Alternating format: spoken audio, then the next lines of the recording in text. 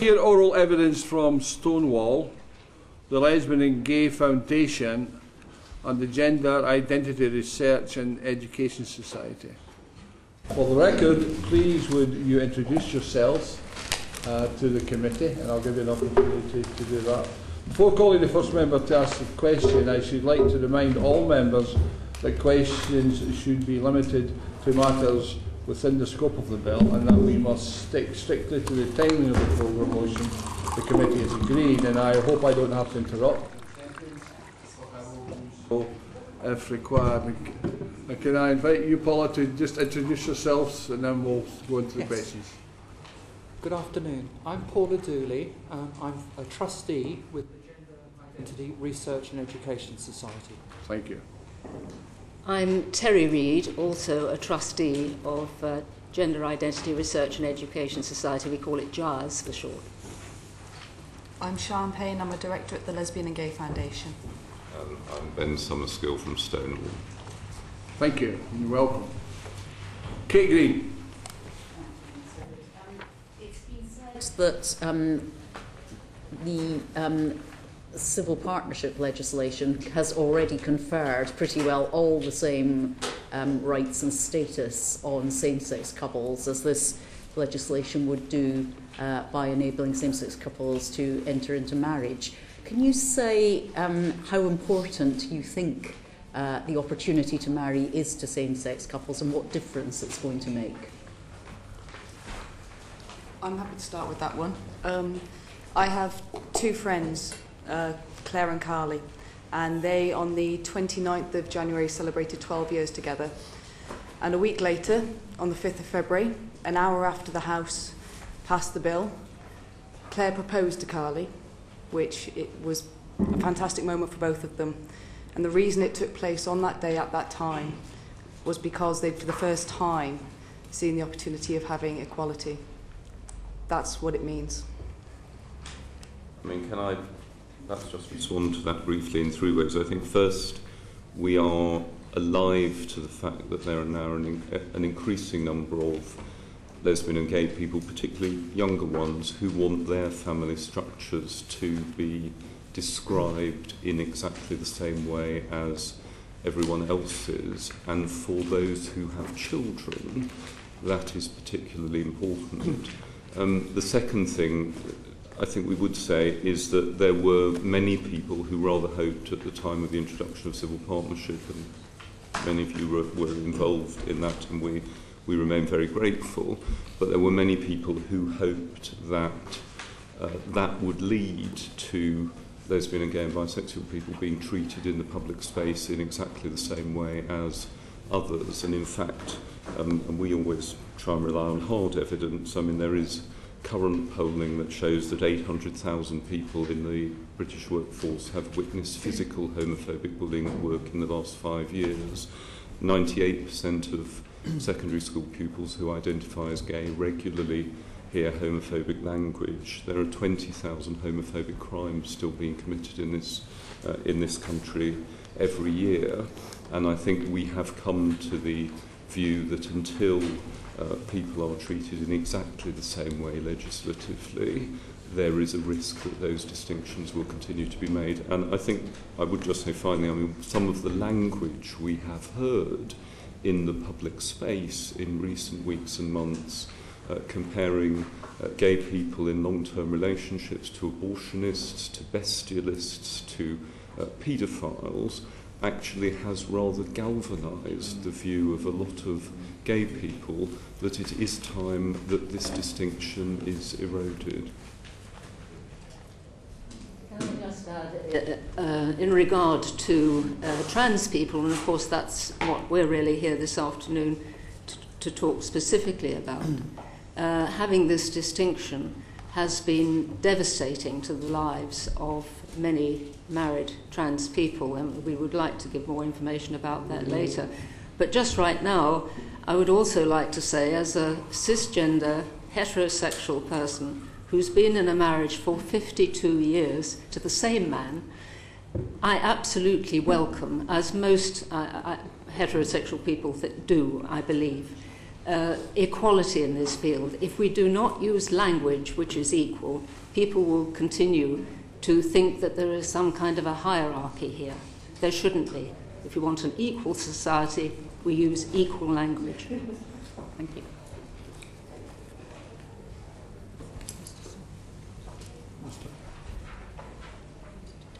Mr. Doughty. Thank you, Chair.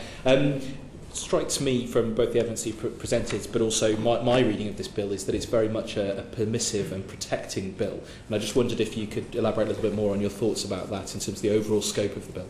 Well, I have to say we're very pleased that the government has moved slightly from its original position and has agreed to, ministers have agreed to do what we requested, which is make permissive and not mandatory provision for the celebration of same-sex marriages by those denominations that wish to celebrate them.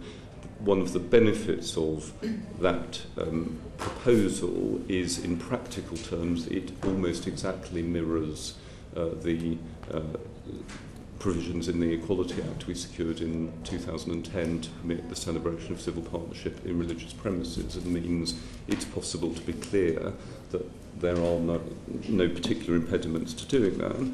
The other reason we're delighted the government has put forward the bill pretty much in the form it has is that it's often forgotten that there are some, and some of them happily are here today, there are some lesbian and gay people of profound religious faith who wish to celebrate their marriages with denominations that of themselves have decided collectively through prayer and through consulting their God that they wish to do this. You'll hear from some of those people, and it does seem an important issue of religious freedom that any denomination that wishes to celebrate such a marriage should not be prevented from doing so, either by Parliament or indeed by more powerful religious denominations who disagree with them.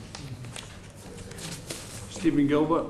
Thank you. Can I ask you to elaborate, please, on the effect you think this will have on those lesbian and gay couples who are bringing up children at the moment, and also on the instances of homophobic bullying that Ben, you were alluding to? I think one of the issues we're struggling with in the committee is getting the balance between equality and protecting families, but one of the things that's often missed out in the debate is that there are an awful lot of lesbian and gay families with children who are affected by the situation as it currently is.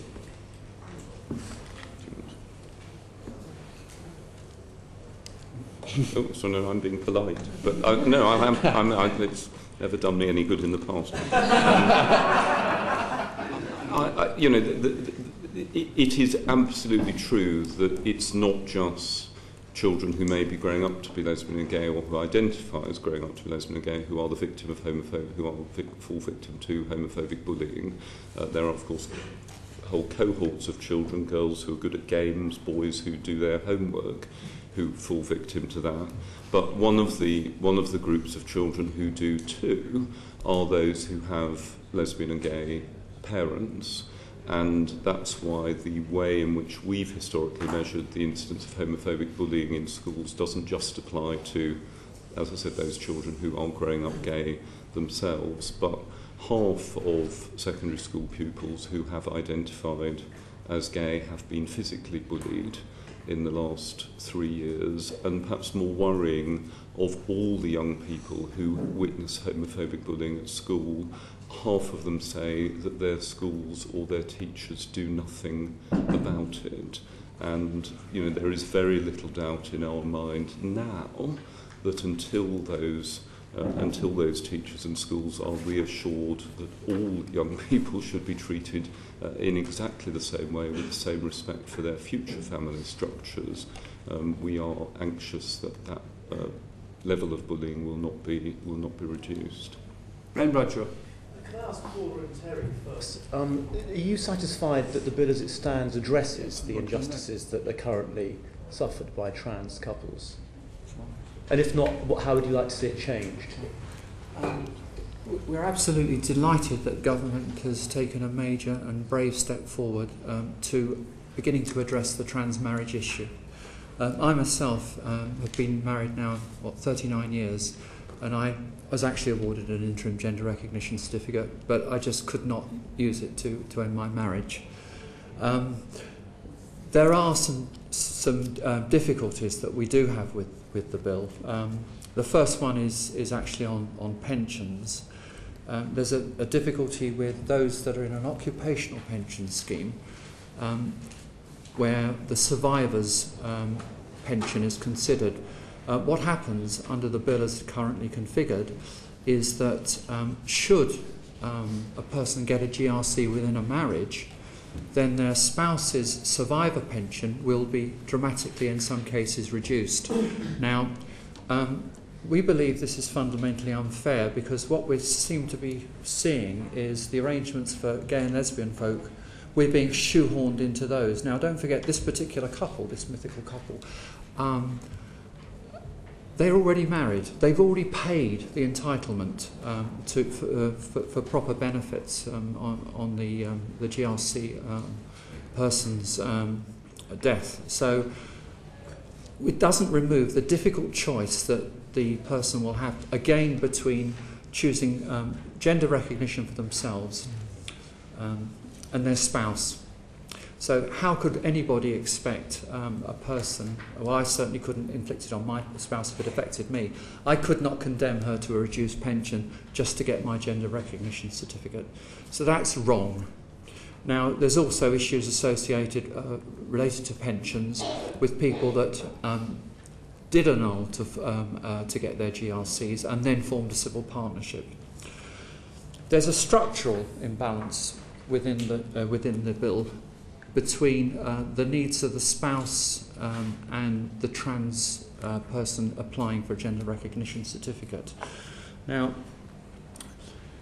I think the intention of the bill is to make sure that the non-trans spouse is not actually bounced into a marriage, which is a legal same-sex marriage.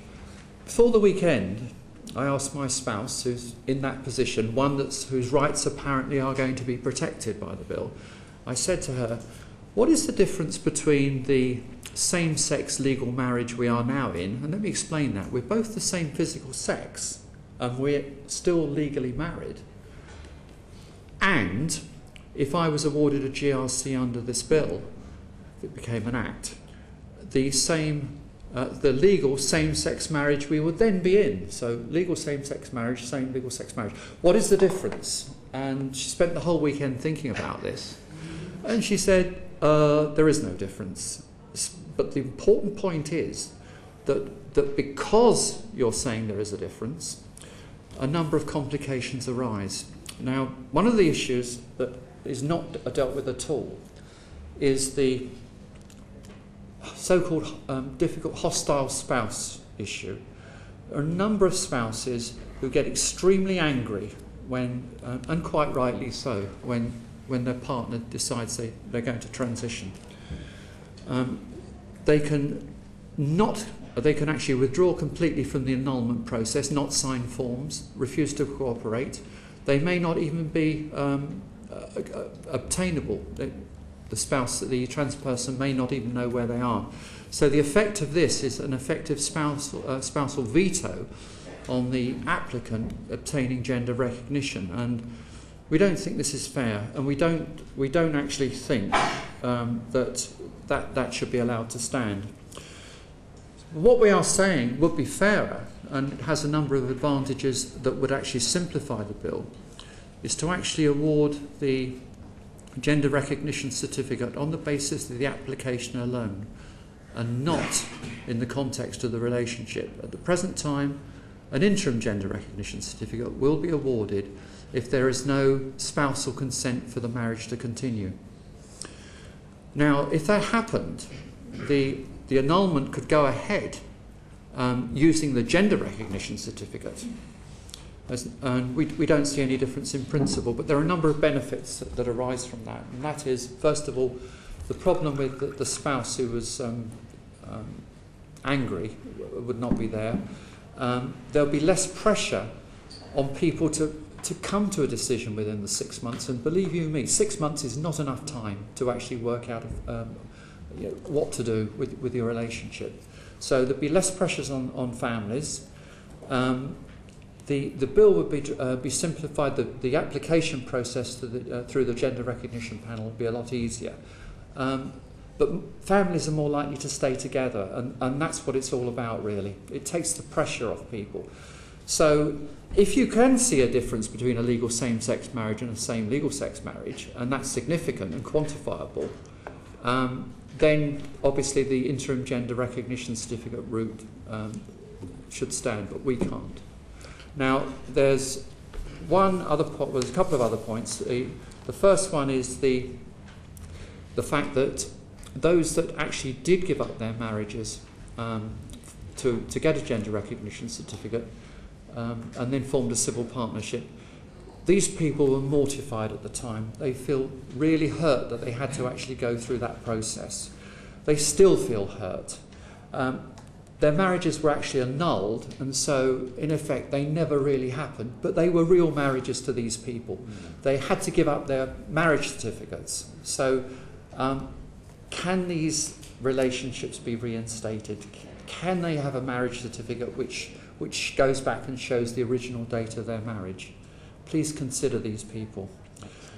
The last point that I will mention is that many were surprised that the fast-track issue was not raised in the bill. Let me briefly explain. The 2004 Gender Recognition Act introduced the excellent principle of fast-track, and this was for people that had transitioned long-term to actually go through a more simplified process to get gender recognition.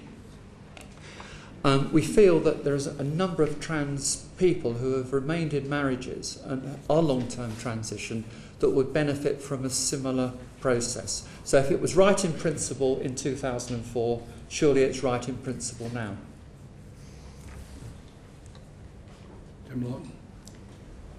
I think that some really technical permutations to what you just raised there show some of the unintended consequences or things that will need to be considered if this legislation goes through. But can I come back to perhaps some of the things that Ben was saying? Because those of us, I think all of us here, quite rightly, support the civil registration legislation in 2004, and it was late in coming, and it was good and groundbreaking legislation. Perhaps one or two of the witnesses this morning didn't share that view. I've rather lost count of people in the last few weeks who said they fully supported civil. I know you were one of them who said they fully supported civil, and that wasn't quite my recollection, but I fully appreciate you. Well, I voted for it at the time, absolutely. So that should be a recollection. But what I want to get my head round is when we voted for it in 2004 but didn't vote for marriage, we weren't accused of being bigots and homophobes then. And that piece of legislation was supposed to be, and was seen as, and I've read through the debates again, as an end in itself. So what actually has changed, and I think you started to allude to some of the attitudes that may have changed between 2004 and 2013 to make this piece of legislation now so necessary. And you, Ben, again referred to the serious problems about homophobic bullying and others, which are absolutely there and which absolutely need to be addressed. But as I said in my speech the other day, these are social issues and social attitudes that we need to be addressed. And why will they be addressed so effectively simply by, as a consequence of this legislation, where in fact I think it's a bigger task we've got to do to try and change people's mindsets. And what I'm yet to be convinced of is why this piece of legislation will help in doing that. Well, I think we are clear that in some sense we had shared your vision in 2003, 2004, 2005. We thought that this and the law often does lead the way in terms of hearts and minds, and I think all of you on all sorts of issues will have appreciated that. But we are seeing hard evidence that that has not happened, and you referred to people being referred to bigots as bigots. I mean, certainly that's an expression we would only ever use for someone who compares gay people, as I said, to bestialists or polygamists, and in that case it seems quite a temperate description. But in fact, we are clear that until everyone sees gay people as being equal at law, that we're unlikely to see those changes in public attitudes. And those are areas, actually, since 2005, areas around education, around the workplace, where Stonewall is now doing quite a lot of very specific and, if I might say, quite effective work that's accompanied by hard evidence research into the attitudes people actually hold. But certainly, and there are other issues that have arisen over the years. Many of you who have dealt with me and with Stonewall over the years will know that assiduously we have never asked for legislative steps that we did not believe were going to right a specific mischief. We've always sought legislative steps, for example, on the offence of incitement to homophobic hatred, where we believed that there was a genuine and evidence need for that legislative change to be made. I'm conscious there's a lot of questions and maybe another point or two from some of our witnesses. Paula, did you indicated you wanted to make a small point? Thank you very much, Mr. Chairman. Just more fully answering the question, there is one thing that I really must mention, and that is the terminology used in the bill has two implications. The first one is husband and wife are the terms used. And those terms are not necessarily suitable for a trans-affected marriage. For instance, my spouse would never consider me, if we got a revised marriage certificate, as her wife. She would never, ever consider that. So the terminology is not suitable. But more importantly, the bill doesn't seem to have considered the people that fit outside the gender binary. These people are always ignored, it seems. And so we have an equal marriage bill which is equal marriage for most but not all. So what I'm saying is that you really have to consider, if you want equal marriage for all, the requirements of the non-binary people who would object completely to the terms husband and wife. It's a simple adjustment, I think. And that would include people with intersex conditions who are feeling very excluded by this whole process. I think they have put in written submissions but have not been invited to give live evidence. And I think they do represent something like 1% of the population, so it's really important that they are able to be included. The exclusivity of the terms does, as Paula said, make sure that a lot of people are not going to be happy either with the celebration of their relationships or possibly the certificates that go alongside that. Jane Ellison. Thank you, Mr. Chairman.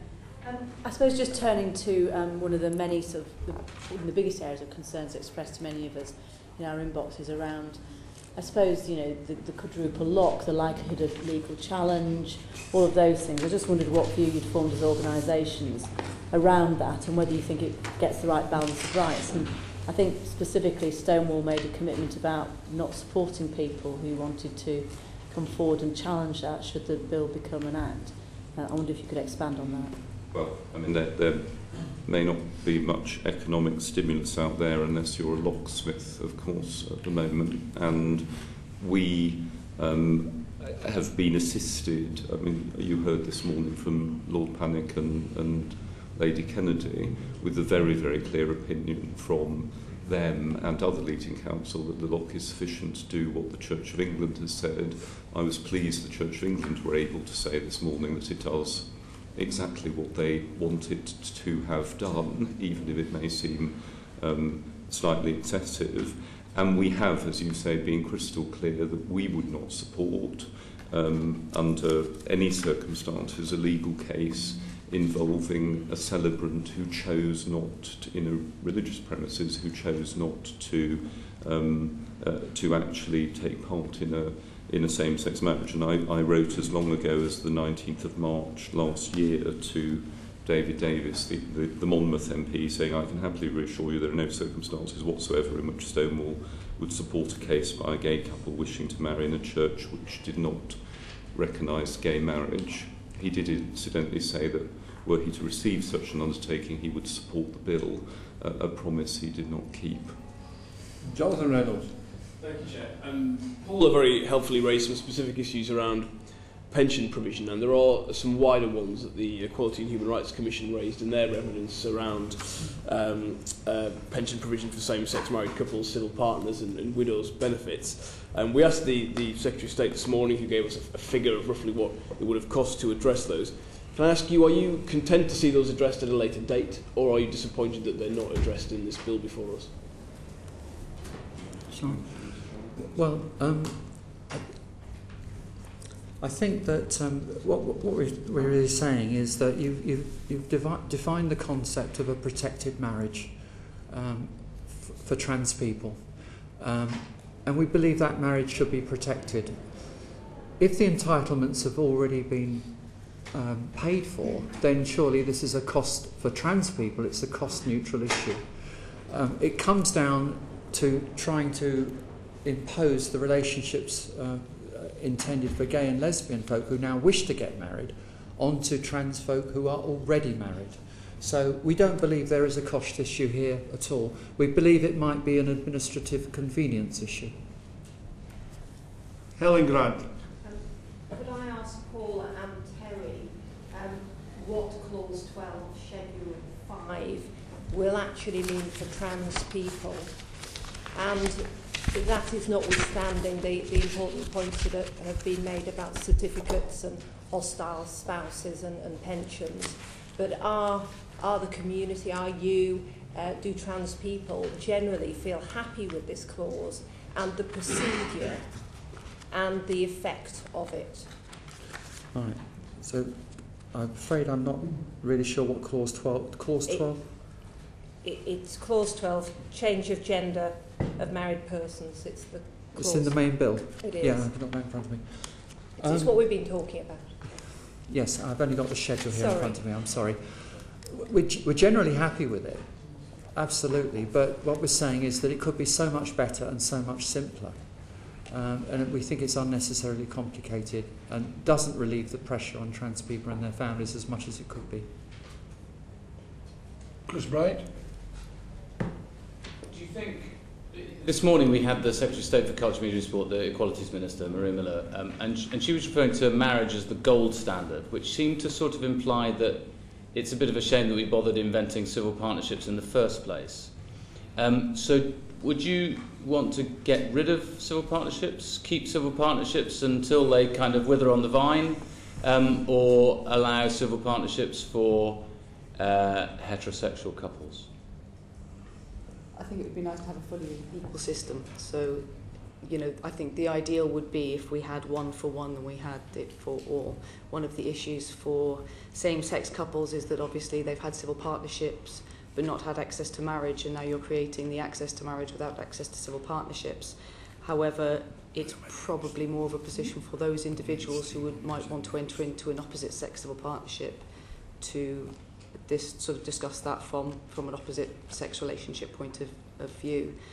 In terms of same-sex couples, I think it will sort of play out as it will. I'm not sure what the plans are for civil partnerships. As far as I'm aware, they're just going to remain in place. I think it would be a shame to continue the inequality, but yet some people want that that inequality to remain. I would assume there would come a time in the future when civil partnerships don't exist anymore, they become obsolete, and there is marriage. But because a separate system has been created, there will be that desire from people to retain that option. So I think it's actually going to be a difficult one to see out. I think we would say on that, perhaps the gold standard is something from a simpler time, when things were not as complex as they are nowadays, both socially and economically. And our view in relation to opposite-sex civil partnerships is that we are agnostic about them, simply because supporting equality and the well-being of heterosexuals is not one of Stonewall's charitable objectives, and our perception is that on the whole, what with one thing and another over the centuries, heterosexuals seem to have done all right sticking up for themselves. They don't need us to tell them what's good for them.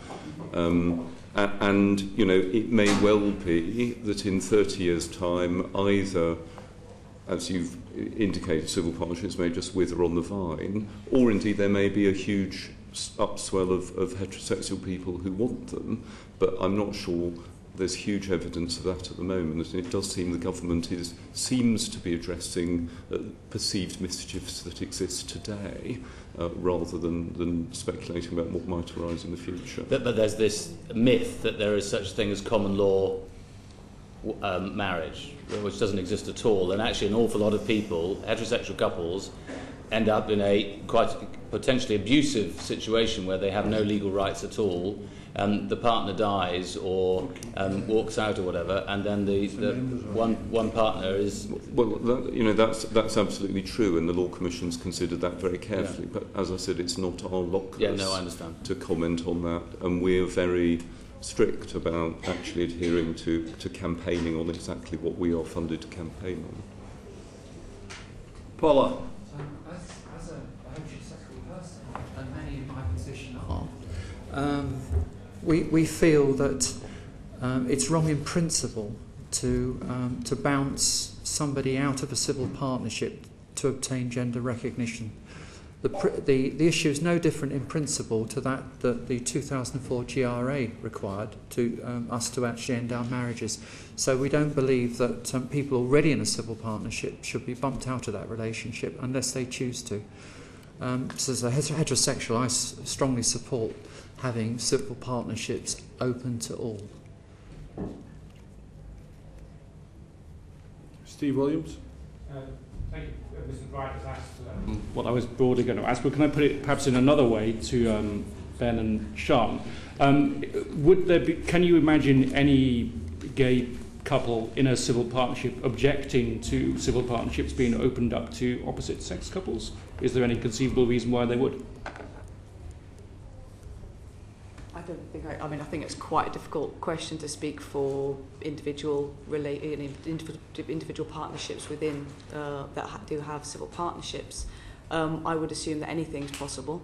That very much so people might argue that something that is created for same-sex couples should not be opened up to opposite sex couples in exactly the same way that opposite sex couples have argued that something created for them should not be opened up to same-sex couples. Well, what I'm trying to get to, Mr. Hood, and I'm trying to sort of trace where the objection might come from for having complete parity of steam all round, that opposite sex and same-sex couples can both have a civil marriage, but also that opposite sex couples and same-sex couples can have a civil partnership. It's hard to find out who actually objects to civil partnerships being opened up.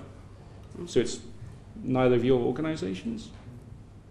It's not something that... Very clearly, it's just something we would not express a view. You know, just as, in fairness, we would not express a view on the gender pay gap, although I'm sure you can imagine what our view of the gender pay gap is.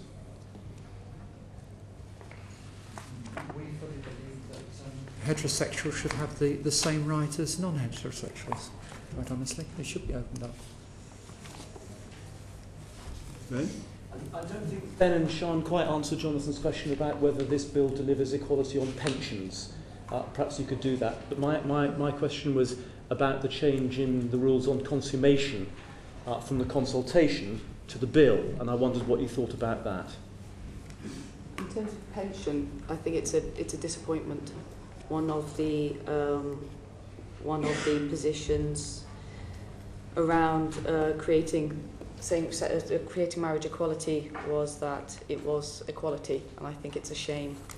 From our point of view, it's a shame that inequality continues. However, from a purely pragmatic point of view, we can understand why that is as it is, and we would prefer to have the concept of marriage equality rather than fight for something that is at this stage not really feasible.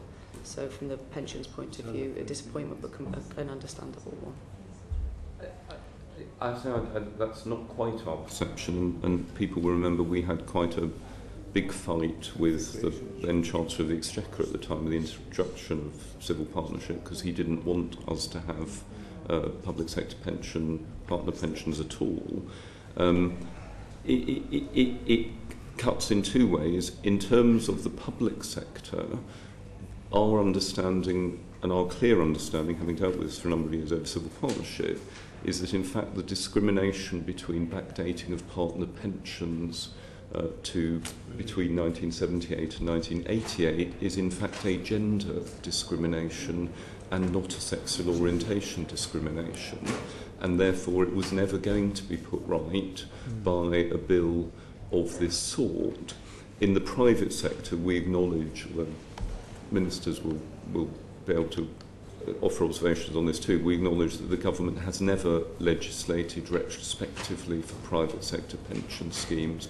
However, I can say that in every case that we have been involved in at Stonewall, that we've taken on of someone who had a private sector entitlement prior to 2005, we've been successful in persuading their business, their company or their trustees to change the terms of their pension scheme.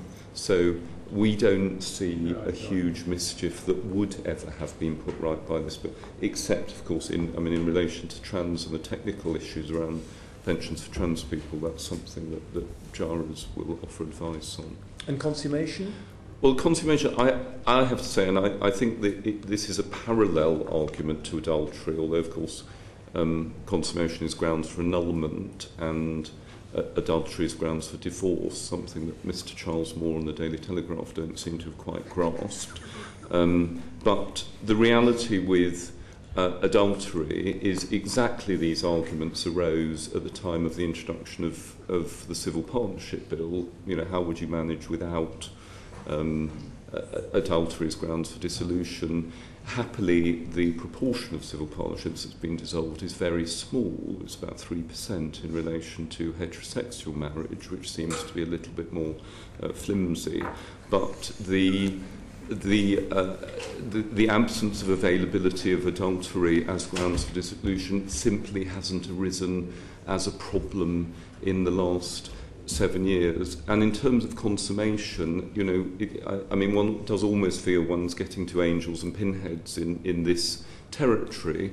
We simply haven't seen, you know, we see an appetite both for civil partnership and for marriage and the long-term commitment with all the mutual care and understanding that involves, but we haven't seen a lot of our stakeholders saying they are deeply, deeply concerned about consummation. And it may be that, you know, perhaps sex is something that heterosexual people are slightly more fixated about than homosexual people. if that's David Burrows. Oh. Yes. Not necessarily sex, but just sexual fidelity has been an issue which has fixated people in terms of supporting marriage. And on that point, would you not, if you were to define adultery, same-sex adultery, how would you do it? Well, I wouldn't do it. I think it's. I mean, you know, it's. But there was an argument out there. I mean, it's well, it would be perfectly possible. I think the government used a slightly, with great respect to ministers, weasel-worded form of words of it will be left to case law. But then the development of adultery, of heterosexual adultery, has been a matter of case law over hundreds of years anyway. And as I said, there's you know, this is just me being kind of pragmatic in a public policy sense. If there is no great need to develop the detail of a piece of legislation, it seems slightly pointless to get bogged down in what that detail might be. And there has, of course, always been an anomaly, effectively, in relation to adultery, because if a woman who has been in a heterosexual marriage has had an affair with another woman, then she's not had access. The husband, were he to use that as grounds for dissolution, has not had access to a claim of adultery. He has had to resort to unreasonable behaviour. And certainly all my knowledge, and this is one area where I can only say this is intuitive, because we prefer to rely on the hard evidence of what our stakeholders think, but all my knowledge is that where you have had people who are committed to each other in very long-term stable relationships, the problem of adultery has not been one, with which they are particularly obsessed. So we're in relatively new territory. You talk about your stakeholders, but your same stakeholders weren't necessarily demanding same-sex marriage 2 years ago. Well, I think when the session opened, we gave quite a lengthy explanation, but you weren't in your seat at the time, so I regret you didn't hear that. Chris Bryant? I'm slightly troubled by this bit about common law definitions, because if you just leave things to the common law, it could be years and years before people had any kind of security or certainty, legal certainty about what they'd be entering into. I mean, bizarrely, the common law definition of a brothel includes a place to which is frequented by men to perform lewd homosexual practices, including dancing, and says, which includes a lot of places that several members might have been, but has nothing to do with sex. This is another world to me. You're coming across more Episcopal than the bishop, certainly. But isn't the truth of the matter that actually very few people use adultery now? It will be unreasonable behaviour, regardless of the kind of theological concept of adultery. Exactly. The number of cases and I know the Secretary of State was asked about this morning, the number of cases we understand, although they're not measured, in heterosexual divorce, is where adultery is cited as opposed to unreasonable behaviour, even if in fact it is adultery that has caused that relationship to break down. The number of cases is currently infinitesimal, and that's why we just don't see a practical benefit in getting bogged down into trying to define something and to create legislation where legislation, if one's being brutal about it, is not needed.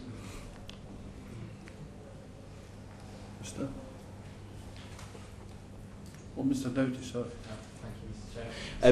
Just taking back to it, we've had a lot of people raising concerns both in the second reading debate and in committee about the polling out there. What do the public think of this bill and the proposals around it? And obviously people can quote any number of figures from their own postbags or polls left, right, and centre. But what's your understanding of the polling evidence that's out there, and particularly the kind of the age divide that there does seem to be in some of the polls, certainly that I've read, certainly in terms of the younger generation coming through, very overwhelming support for this measure in terms of the next people who are going to be going forward and wanting to enter into marriage, whether they're same-sex or heterosex or trans or anything else. Do you have polling evidence? I think it's in terms of what's out there. You're right. From 2004, figures are starting at around 55% for people who are in support of same-sex marriage, not civil partnership, same-sex marriage.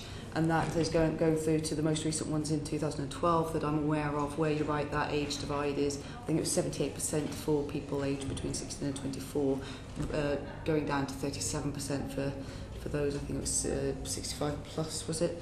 And that is quite a big difference in terms of the age gap. I think in some ways it's incredibly heartening to see that we've got a younger generation who is coming through who see equality and see same-sex marriage equality as something so positive. I think if we go back to some of the things that Ben was saying about homophobic bullying, there's still actually a massive disparity there, and in terms of having, I think somebody raised the issue earlier in terms of what difference will this bill make, and I think actually seeing it, there is something about having the concept of same-sex marriage and people being very supportive of that, but having the reality of it and being able to live with that, I think will have a massive impact on some of those people, some of those young people coming through who are either children of same-sex couples or who just are able to experience it on a social level, that it's something that is talked about, that is not hidden. So I think you'll see a shift with the polling being in support of same-sex marriage a shift hopefully in the future where actually it's not just about same-sex marriage, but it's actually a recognition of same-sex couples and relationships being equal to opposite sex and all of the social acceptance that comes along with that. I mean, if I may just make two very brief points on the basis of tracking polling that we do in some detail. I think the two interesting points that have arisen from that is in fact the proportion of people who define themselves as people of faith is almost as high as the number who say they would support same-sex marriage in the general population.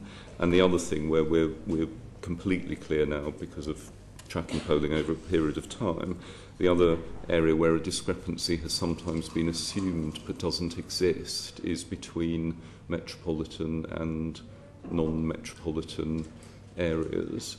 And the discrepancy is almost statistically insignificant. And it was instructive perhaps, that in Barnstable, where Any Questions was held a couple of weeks ago, Jonathan Dim will be asked the audience what they thought, and rather, it must be said to my surprise as well, 4 in 5 of the audience said they supported what the government was proposing to do. Barnstable is at the heart of Middle Britain. It's not Islington or Highbury or chic Kennington. Simon Kirkby. Thank you, Mr. Hood. Ben, there's been some suggestion that gay people don't want same-sex marriage. I know you've carried out some polling recently. Can you share that with us today? Well, we polled 2,092 lesbian, gay and bisexual adults through YouGov, and that was a representative sample. 91% of people over 18, gay people over 18, supported the government, and that figure rose to 96% among gay people under 35. Any other questions? As our invited witnesses, anything to say before we conclude? If there's no other questions we have. May I just say something very briefly about a question that I think Ben asked this morning about conversion costs? Delighted, yeah.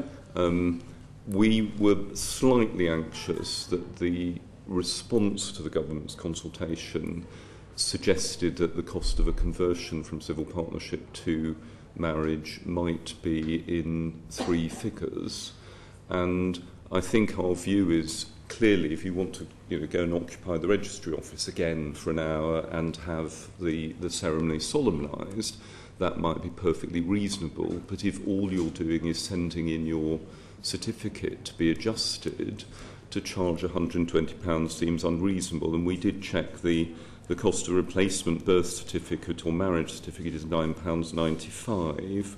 The cost of replacement driver's licence is £20, and as most of you will be aware, the cost of a replacement non-migratory trout and coarse rod fishing licence is £5.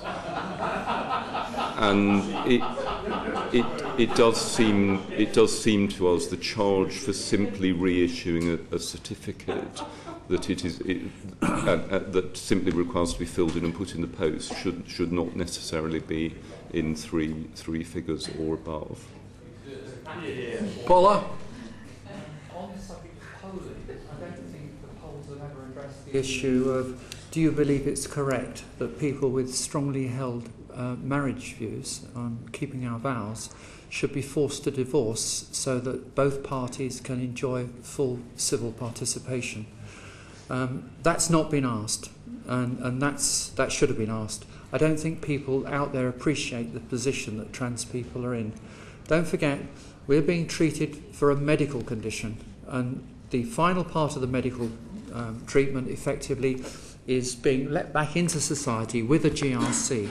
And many of us are now living, if you like, on the edge of society, and we would delightfully have full participation, please. And I think the only brief coda we don't, again, to the government's consultation is we felt the economic impact assessment was relatively modest, given that most celebrants in weddings currently spend about £20,000, and Michael Bloomberg, the mayor of New York, who will certainly be well known to some of you, did announce last July that as a consequence of the introduction of same-sex marriage, the City of New York had benefited economically to the tune of $259 million in 12 months. And mindful of the current economic situation and our difficulty in finding tools that might change things, committee members might wish to bear that in mind. Okay.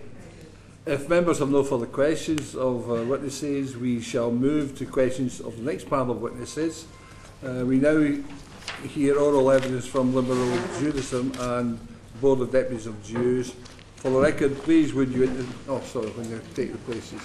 And thank you very much for your evidence this afternoon.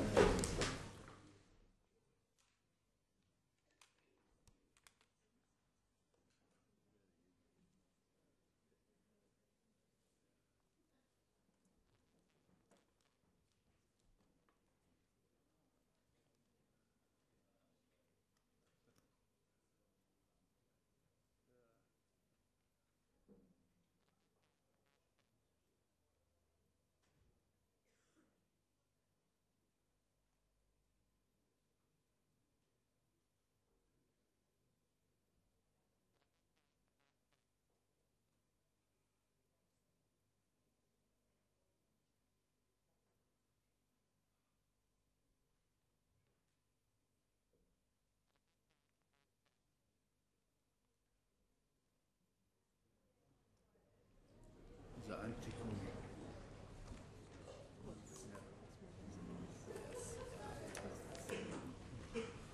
For the record, could you please introduce yourselves to the committee? Sarah Anticoni, Board of Deputies.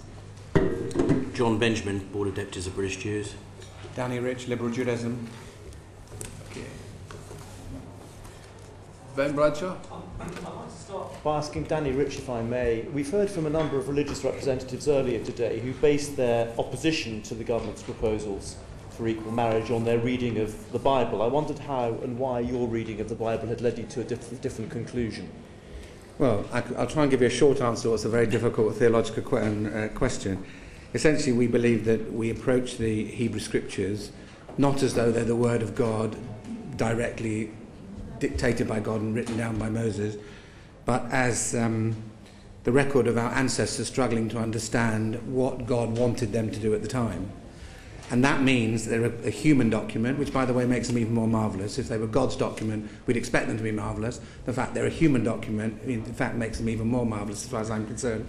But it does mean that their authors are the products of their environment, with all of the blind spots and other things that follow. So that would be the first point we'd say about Scripture in general. The second point we'd say about Scripture, of course, has many gaps in it.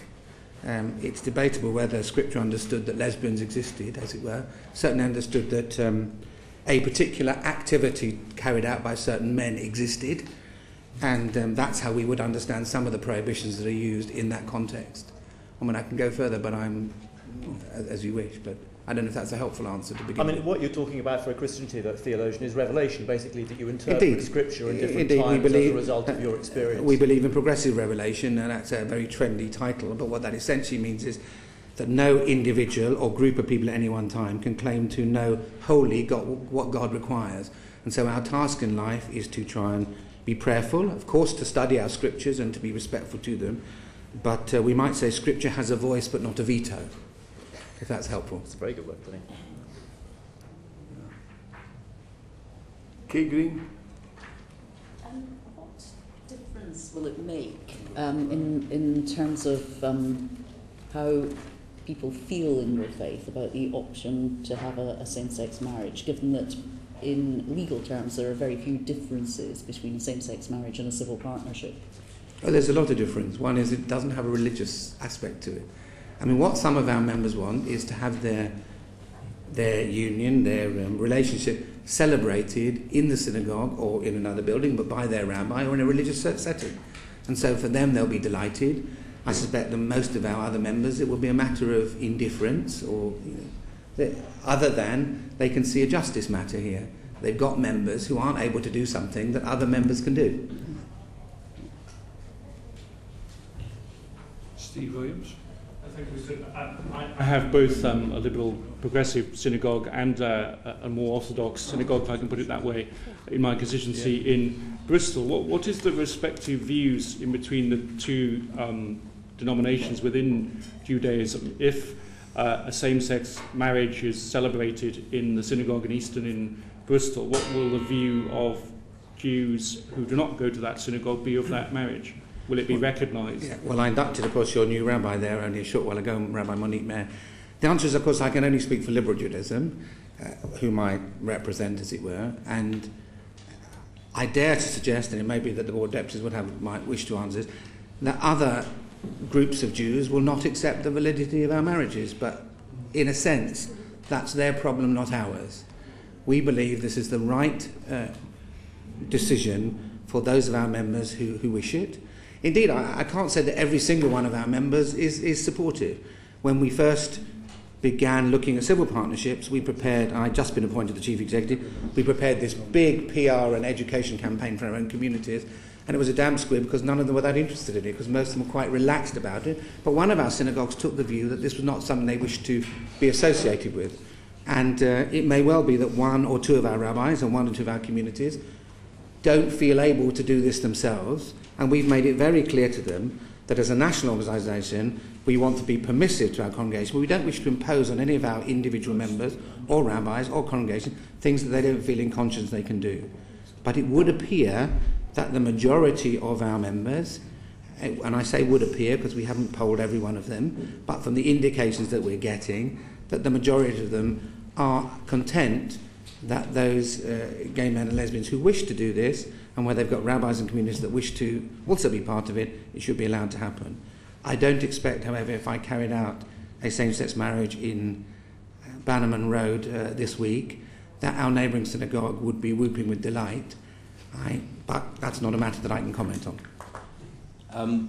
The Board of Deputies is the cross-communal representative organisation for the Jewish community, so it does include as affiliates members of all the different denominations, and where they're not formally affiliated, such as the ultra-Orthodox, we certainly work with those parts of the community and represent them. There are many differences, theological differences, between different parts of the community. It's not necessarily acknowledged or recognised outside of the Jewish community, but there's a huge diversity of opinion on all manner of issues and theological ones, certainly. So there are all sorts of differences between the way the practices are undertaken in different synagogues, and the two synagogues in Bristol, I'm sure, would look at all manner of things, the way scriptures are read and who they're read by, and whether men and women sit together. There are so many areas of divergence, and it really is a matter of sort of live and let live. If you decide to be a member of that particular club, then you adhere to those rules, and the synagogue or the other golf club down the road or whatever it may be won't necessarily look to interfere. One of the things the board tries to do is to not only keep peace, but make sure we have sensible conversations amongst the different denominations on things that impact on the community generally. And in response to this, and obviously there is, as I say, divergent opinion on this as much as there is on anything else, we have put in a submission, as you have probably seen, that says, we want different parts of the community to be able to do what they want, or not be compelled to do what they don't want to do. So that is, the very simple sort of consensus and acceptable position that hopefully we've adopted for everyone. So I don't think, obviously when it comes to legally, a marriage recognised as civil, in terms of the civil authorities will recognise a marriage, so no one from a more orthodox synagogue will say you're not married, and the fact that they're not married in a sort of ceremony that they would recognise in their own synagogue or according to their own practices wouldn't really be a matter of great issue, I don't think. But I think a live and let live must go both ways, and I think we're not seeking to impose on members of the Jewish community or anybody else things they don't wish to do, but we are hoping that the legislation will permit those members of ours who do wish to be able to carry out what the legislation will permit them to do. We are in a slightly anomalous position to the extent that, as with the Quakers, we have a combined religious and civil service, civil marriage service. And so, unlike other members of other communities who have to have a civil marriage followed by a religious blessing or the other way around, we have a combined service. And by supporting the government's position and allowing this to take place for those that wish to opt in and those that don't wish to, not being compelled to do so. We're fortunate our breadth of our community can be accommodated. Sharon.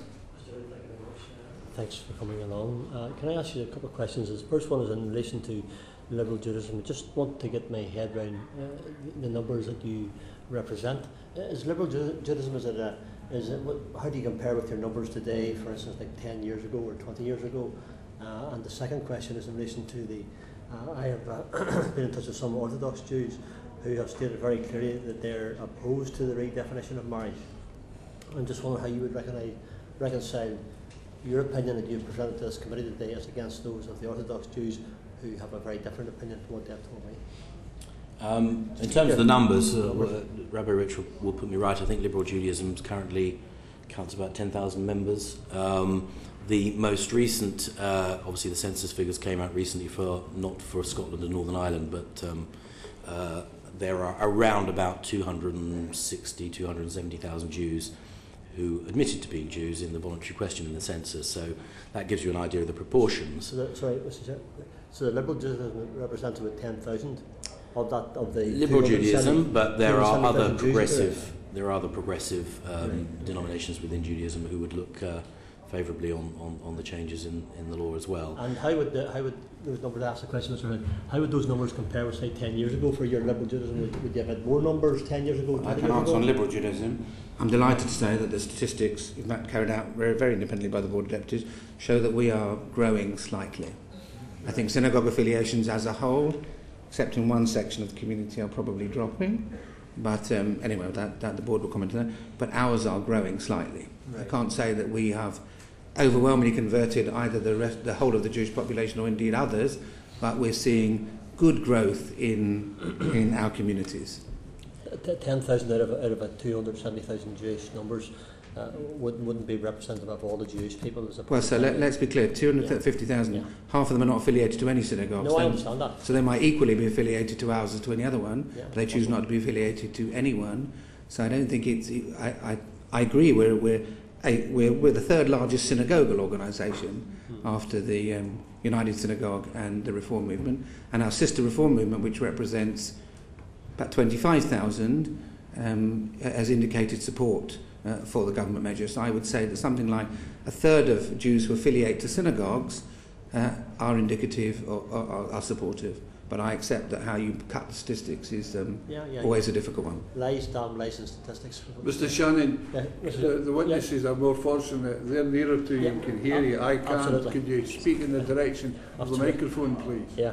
I referred to lies, damn lies and statistics. The question I want to ask was the Orthodox Jews, they've stated to me their opposition to the redefinition of marriage. That's an second question. Could you give us some idea how you reconcile your opinion with their opinion? We have something of a mandate to speak for the Jewish community, including the majority who are Orthodox Jews. In relation to this consultation, I think there were submissions that were made by parts of the Orthodox community and other parts that chose not to speak out. We have deliberately not adopted a view that would cause any problem or any controversy within the Jewish community, because there is simply no single view. So our submission and our position has been that those who wish to opt in should be able to do so. Those who choose not to should also have that freedom. If you were to go to any Orthodox synagogue, certainly sort of mainstream Orthodox, which is possibly a slightly confusing term, but fairly middle of the road, not ultra Orthodox, you would again find people of varying opinions who are very accepting of the proposals, just as Rabbi Rich said, even within a liberal synagogue you may find people who are not so comfortable. So there's a vast range of opinion. And I think it's true to say, and I've had this conversation with Anglicans and Catholics as well, being a relatively small community and one that enjoys a great deal of freedom and tolerance in this country, we are not looking to say to British people generally, to the social fabric, that this is what has to happen in terms of marriage. There are certainly Jewish thinkers and theologians who will have a strong view about what marriage means. But we're not looking to impose our views on the wider public. We just want to be able to, as in so many things, be able to do what we want to do as a community, whether it's kosher food or circumcision, or in this case, conduct ourselves and our family lives as we can. Stuart Andrew. Can I ask you if you think that, as the law stands currently, that it upholds the principles of religious freedom?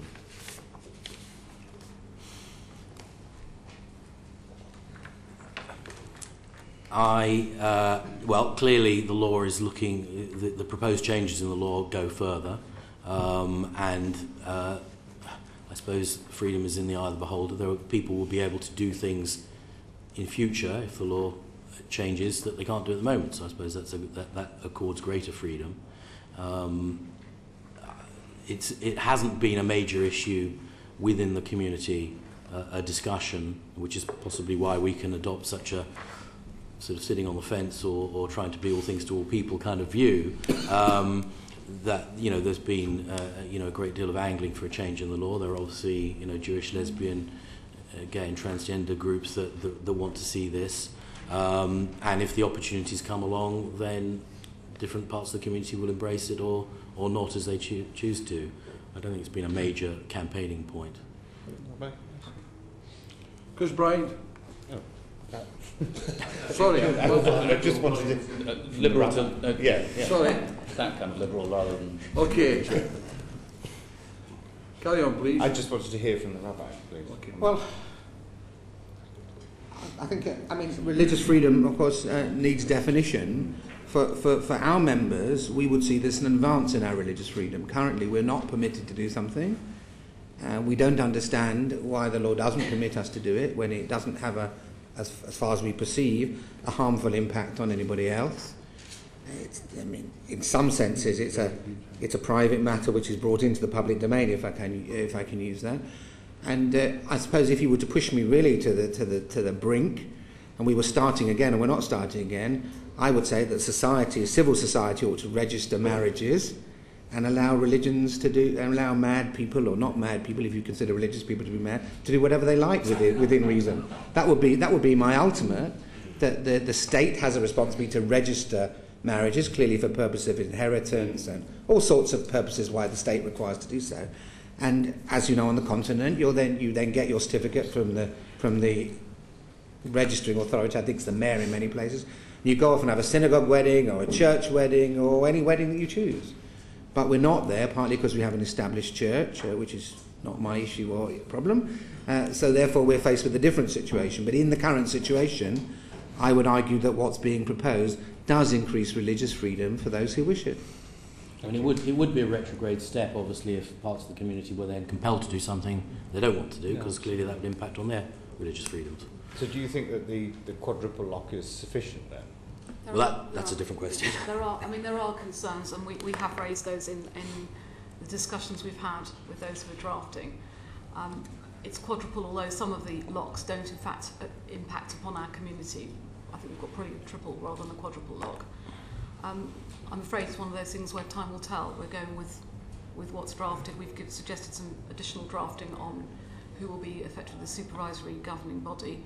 But other than that, we'll have to wait and see. We're reassured that to date there haven't been those tests in European courts. But the evidence we heard today was from Panic seemed he certainly wanted to give the impression of being categorical. And he was effectively saying if anybody wanted to come to him as a client, he'd be saying, look, your case is hopeless. It's not going to go anywhere. And it's not going to go anywhere now, and it's not going to go anywhere in 10 years' time. But can I ask you, for 6 years I was a vicar in the Church of England. I married about 120 people. It seemed to me that the bit that was truly valuable to people, apart from the individual commitment, was actually the moment of ceremony. You're the first people who've referred to ceremony at all today. And actually, for people who enter into civil partnerships, it's very difficult to come across suitable material for ceremonies. Now, I presume you would use the chuppah and the breaking of the glass and all those similar things. Is that right? Well, the answer is yes, and of course, if you read my introductory note, which I'm sure you did, as all members do, you will have seen that we produced what we called a covenant of love, a liturgy for such circumstances. So we have created a liturgy. I think we can't prove it, we're probably the first synagogue organisation in the world to produce such a liturgy. So we're trying to get ourselves ahead of the game. But you're absolutely right. That was the distinction I tried to make between civil partnerships and marriage. Marriage is about having God involved for those who want it, having their rabbi involved, their community involved. It's very different from a civil partnership. And we have sought to reflect that in our liturgy. And you're rightly saying some of the symbols that we would wish to do. In fact, when civil partnerships were going through, some of us tried to get the government to allow ceremonies as part of the civil partnership, and it's in theory at least not allowed. Though most registrars will allow something, but I mean, it's one of the things I hope that would change significantly. But I just wonder, you referred to live and let live, great principle. You could say it's one of the fundamental principles of the bill in a way, as a permissive bill. But I just wonder how you manage that, because one Jewish friend of mine told his family that he was gay. His sister, I guess in the terms that you've used, would describe herself as ultra-Orthodox. She has now performed a funeral service for him. She no longer believes that he is alive. And how do you therefore ensure that you have that if you're going to cover such a broad set of opinions from yours to that extreme? Well, of course, one can always take extreme examples to try and create a scare. But the reality, I didn't get an opportunity to answer the previous question, which is similar, that those Jews who want this type of ceremony will not be knocking on the doors of synagogues and rabbis that reject them. The answer is go to synagogues and rabbis that want you. And I don't quite understand why that isn't the response to in every case. If your church doesn't want you or doesn't recognise you or has an issue with you, and you can't resolve that through your theology with your vicar or your liturgy, then there are plenty of other churches you can go to where that's possible. And I think similarly, it's very tragic when families. We don't want families to be divided over any of these issues, but in fact they will be, because people have strong views, and people in families can have strong views. None of us here, I'm sure, would support the idea that if your brother's gay, somehow you have a funeral, not have a funeral service, but you have mourning prayers and somehow discount them. And we can only hope that eventually the community will learn. At one time, when Jews married non-Jews, people sat shiva for their child. Yeah. I think that's not very common in many of our mainstream communities, and I think we learn to live with new situations. And these extreme cases are often used to create moral panics and scares, which I have said all along. I mean, initially, I don't think one of the fears in our community is that suddenly we'd be swamped with every gay Jew wanting to say, well, delightful if they would, and everybody else who wants to convert likewise. But in reality, it wasn't going to be true, and of course, it wasn't true. A number of once we went to civil partnerships, a number of those people who had civil partnerships then came to us and had ceremonies, but they didn't overwhelm the rabbis. I mean, would that any rabbi were overwhelmed with pastoral demands? But they just weren't, and that was the reality. And I think the reality will be here that those who want them will find the synagogues and perhaps the churches and other places where they can be made to feel comfortable, and that seems to be right and proper. And the state shouldn't be preventing people doing what they can find comfortable, and that the local rabbi and the local community thinks is right in their own context. Mr. Quate? Very grateful for your full answer, but I'd like to get back to the question that was posed earlier with regard to the legal basis of the bill, because obviously we've had Mr. David Panic's view, but we know that lawyers are very litigious, and other lawyers will give you other views. I mean, to what extent, how comfortable are you that you will be not faced by any legal challenge, given what's actually written in the bill that we're considering? Well, I'm not a lawyer, of course, and I can go to two lawyers, and certainly if they're Jewish, they'll give me three different opinions. Two Jewish lawyers, yes. But you've got lawyers sitting to my left who may be able to answer that question. My own organisation is not fearful of that. We believe that if there are rabbis and communities that feel unable to take up this legislation, then we will find a way to get those congregants to go to different rabbis and different synagogues. We do it now. One of our rabbis is opposed to... We have ceremonies that involve a Jew and a non-Jew. One of our rabbis is opposed to that. We have what I think is a perfectly reasonable agreement with him that he refers couples to one of our other rabbis. Now, it seems to me that with a bit of common sense, and not people who are over litigious and want to prove something against church, and I accept there may well be churches and synagogues, we certainly in our organisation will find a way to deal with those people, and there are some small number of our members who do not find this very comfortable. And our task must be to try and respect their opinion, to make them feel as comfortable as possible, but not to deny to others on the basis that they feel comfortable something which others feel is legitimate.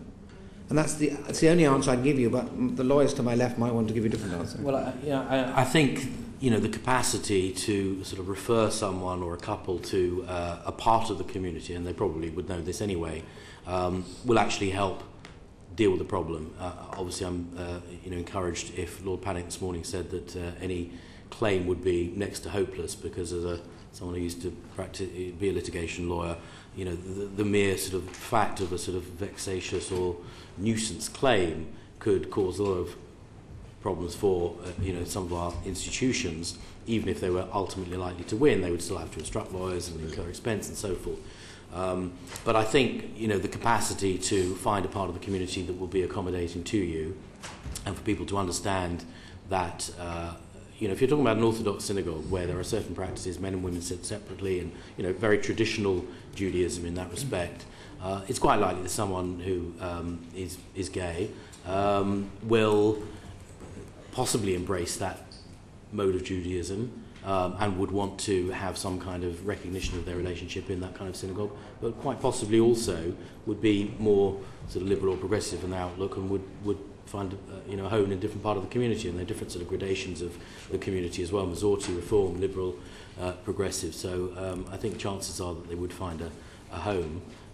But in terms of the sort of the technicalities of the triple or quadruple lock, as Sir Anticoni said, we will just have to see, and we can't be sure, and our concern would simply be that there aren't nuisance claims thrown against synagogues or synagogue movements that they would have to investigate and defend, even if ultimately they weren't successful. Thank you. Stephen Doughty? Thank you, Chris. Okay. David Burrows? Yes, schools, in terms of Jewish schools. Could you just indicate what impact you think may happen as a result of the bill in relation to, I think, for example, the school in my patch, Walsh and Hillel, linked to United Synagogue, and they may well be a view that's linked to the view of that synagogue. They may well have a view that they will only recognise marriage in the traditional view of marriage being between a man and a woman, and that's what they would want to teach as well. How do you think that will be impacted by the bill? Well, faith schools obviously also have religious authority to whom they can defer when determining who is or is not of the faith. And several years ago, and Lord Panic was actually involved, there was a case involving Jewish Free School. That's right. And there were a wealth, and I gave evidence in that case. The Board of Deputies, again, it was another instance when, although there were some communal difficulties, intracommunal difficulties, the Board of Deputies managed to hopefully play a positive part in helping the court understand the different traditions within the community without taking sides. But depending on how the question is phrased and which religious authority is making the determination... So we're talking at GFS, we're talking quite a traditional-based school, Jewish school in primary school. A child's parents do not have to be married necessarily to determine the religious status of the child. And in terms of at school, the teaching of the school children, do you think this bill will impact upon the freedom of the teachers in that Jewish school in Southgate?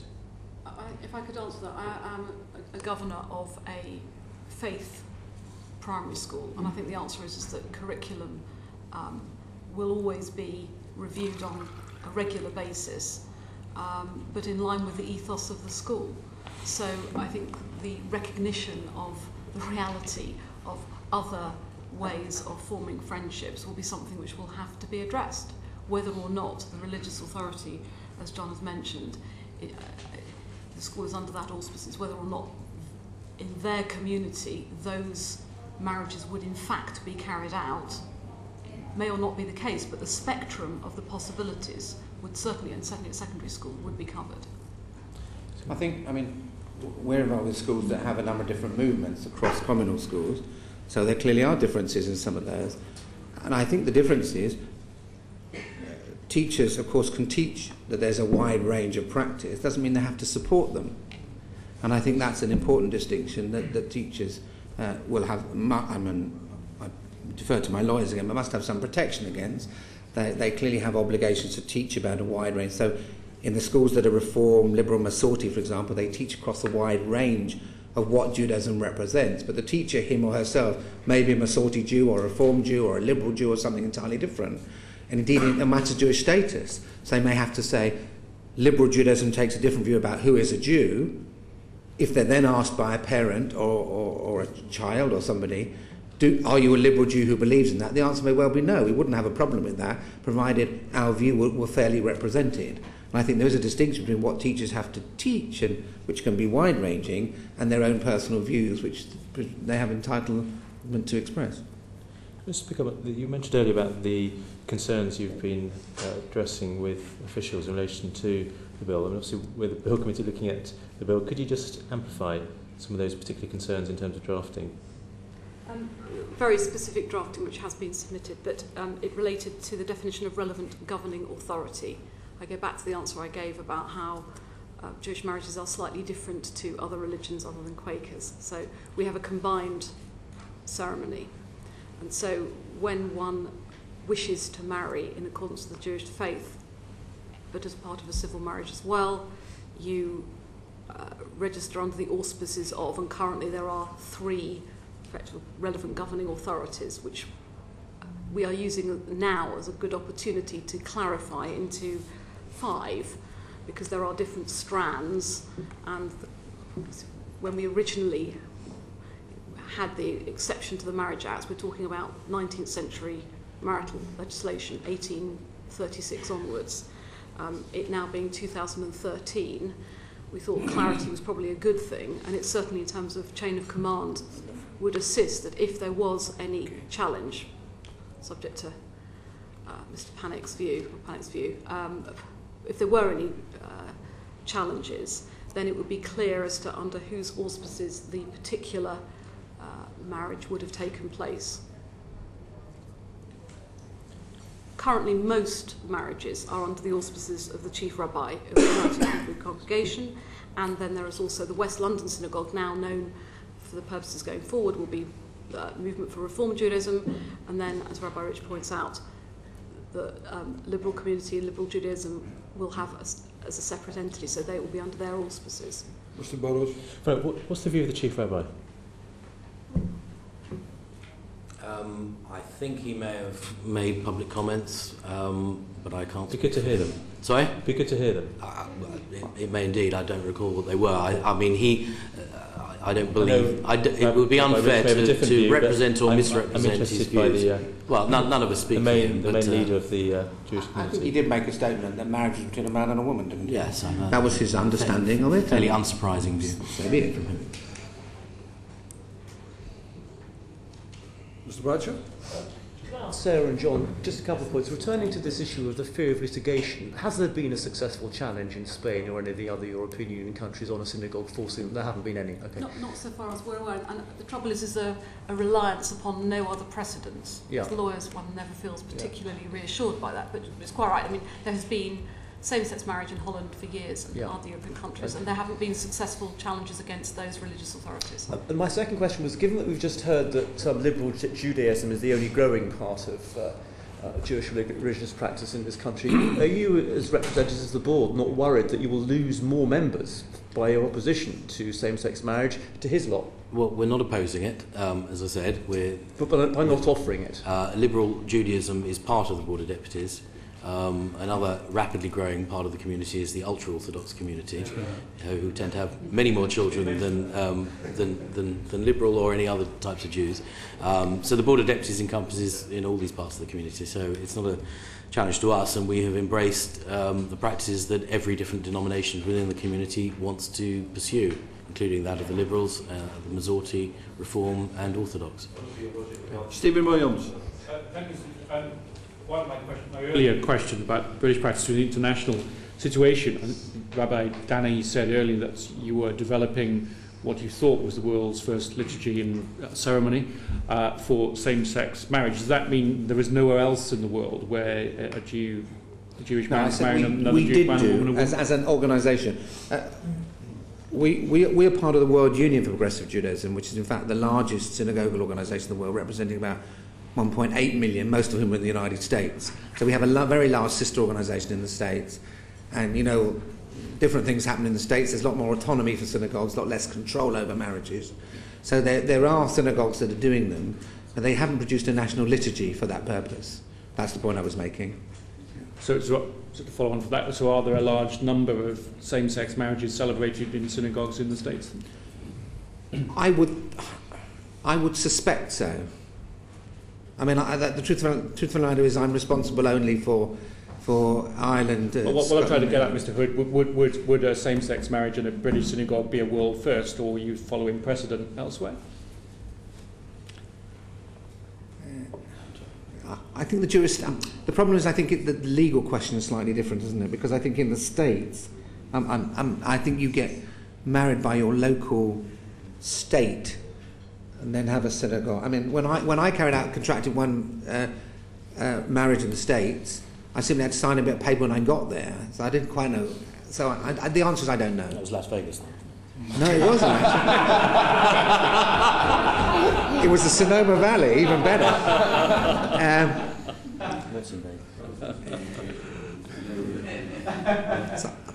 Perhaps I can ask it another way, Mr. Hood.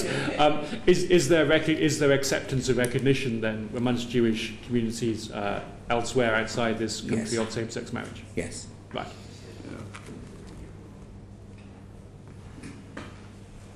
Mr. Gilbert. Thank you, Mr. Hood. Can I'm probably just missing something that's obvious here. Can I try and understand the process point in terms of governing structures and how a mainstream part of the faith would go through a process which led them to opting into the legislation, potentially? I don't know if Sarah or John could just briefly talk me through that, and then I do have a short question for Rabbi Rich as well. Without leading you to the specific drafting, which would be somewhat dull, by dividing the community up into different, effectively, ecclesiastical authorities that would be the authority which would supervise the religious and civil marriage, those that wish to carry out, and liberal Judaism have already indicated that's what they would wish to do, so they would opt in and they would carry out such marriages, and other parts of the community that have indicated that they do not wish to at the current time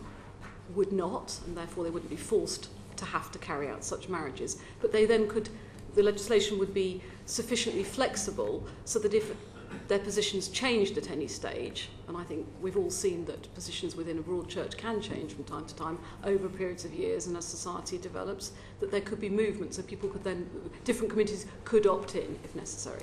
But that structure essentially carries on what's gone before. It's just been redefined for 2013. But that's helpful, Mr. Hood, because whilst I understand the point Rabbi Rich is making about the pick and mix approach from a consumer's perspective, that if you don't like the synagogue or they don't like you, don't go there, go somewhere else. One of the questions I wanted to ask is what assessment you guys have made of protections for members of staff that you have, not just the celebrants, the rabbis themselves who are on the face of the bill, but other members of paid staff from different synagogues who might not be so easily able to go somewhere else because that's where their job is. I'm keen to make sure that they're protected too. Is your assessment that the bill does protect their religious conscience? I mean, in practical terms, the people who are involved with our synagogues, marriages, are the rabbi and the marriage secretary, both of whom are members of our synagogues. Yeah. So we don't see a problem with... Now, in theory, I suppose, you could have a rabbi's PA, and the rabbi's PA were asked to do something. I mean, I think the answer would be that the synagogue would... I mean, I can't answer the lead question, obviously the lawyers... I can't imagine one of our synagogues would be in a position where it would seek to force one of its employees to do something that they, in their conscience, didn't want to do. That's by the nature of our organisation. And by the way, we have... some of our synagogues employ Orthodox members of staff who require additional time off, which we don't count as Jewish holidays, for example. We have had no case that in all of our history that I know of where a member of staff has had to take action on that basis. That's all I can say. I think answering legally, I would imagine that if you currently carried out the role of secretary of a synagogue with the registrar's function and either didn't wish to carry out same-sex marriages that were in a synagogue where they were to be celebrated, I think that would be an individual decision. I don't see as a body that that's an overall concern. We certainly haven't taken particular soundings from the registrars. No, I mean, in our submission, in our response to the consultation, we do specifically say that these would be internal matters. It may be a synagogue, although it obviously comes down to individual views. It may be a synagogue within a movement that is uncomfortable. Perhaps, you know, a number of its congregants have voiced a concern, and we looked at the issue in drafting terms of sort of devolving down or devolving up, pushing up the decision, whether it should be the sort of movement-wide, the denomination-wide. That's ultimately where we came down to, because they will be setting, normally very much, you know, in tandem and in consultation with their members and their member congregations, the kind of policy they would like to apply. But beyond that, whether it's individual synagogues or even individual members of staff, those should be internal matters, and obviously, you know, it's in no one's interest to see people being prosecuted or disciplined or losing their jobs, and I just don't think that that's the kind of view that employers would want to take. They would be as understanding as they possibly could be. Any other questions? Is there anything that our witnesses would like to say that they haven't already said, they feel they could say? It would be helpful to the committee. Well, can I thank you very sincerely for your evidence today. I'm sure the committee will make good use of it in its deliberations, and thank you very much for coming. And I'm afraid we now come to the end of this session, and I understand that our next panel are available, and the evidence comes from the out of marriage. And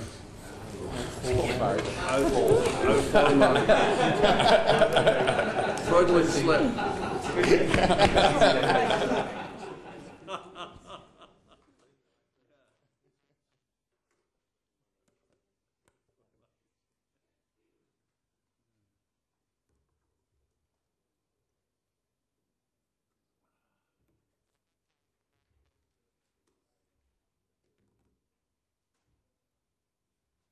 Gentlemen, for the record, could you please introduce yourselves to the committee? Okay, so I'm Benjamin Cohen. I started the Out for Marriage campaign. I'm also the publisher of Pink News, gay and lesbian publication. Want to say before James introduces himself that we're just volunteers. We're not a professional organisation. We're just a group of LGBT people who one day want to get married. I'm James J. Walsh, and I am the Director of Campaigns for Out for Marriage. By night and by day, I work in the voluntary sector in another role.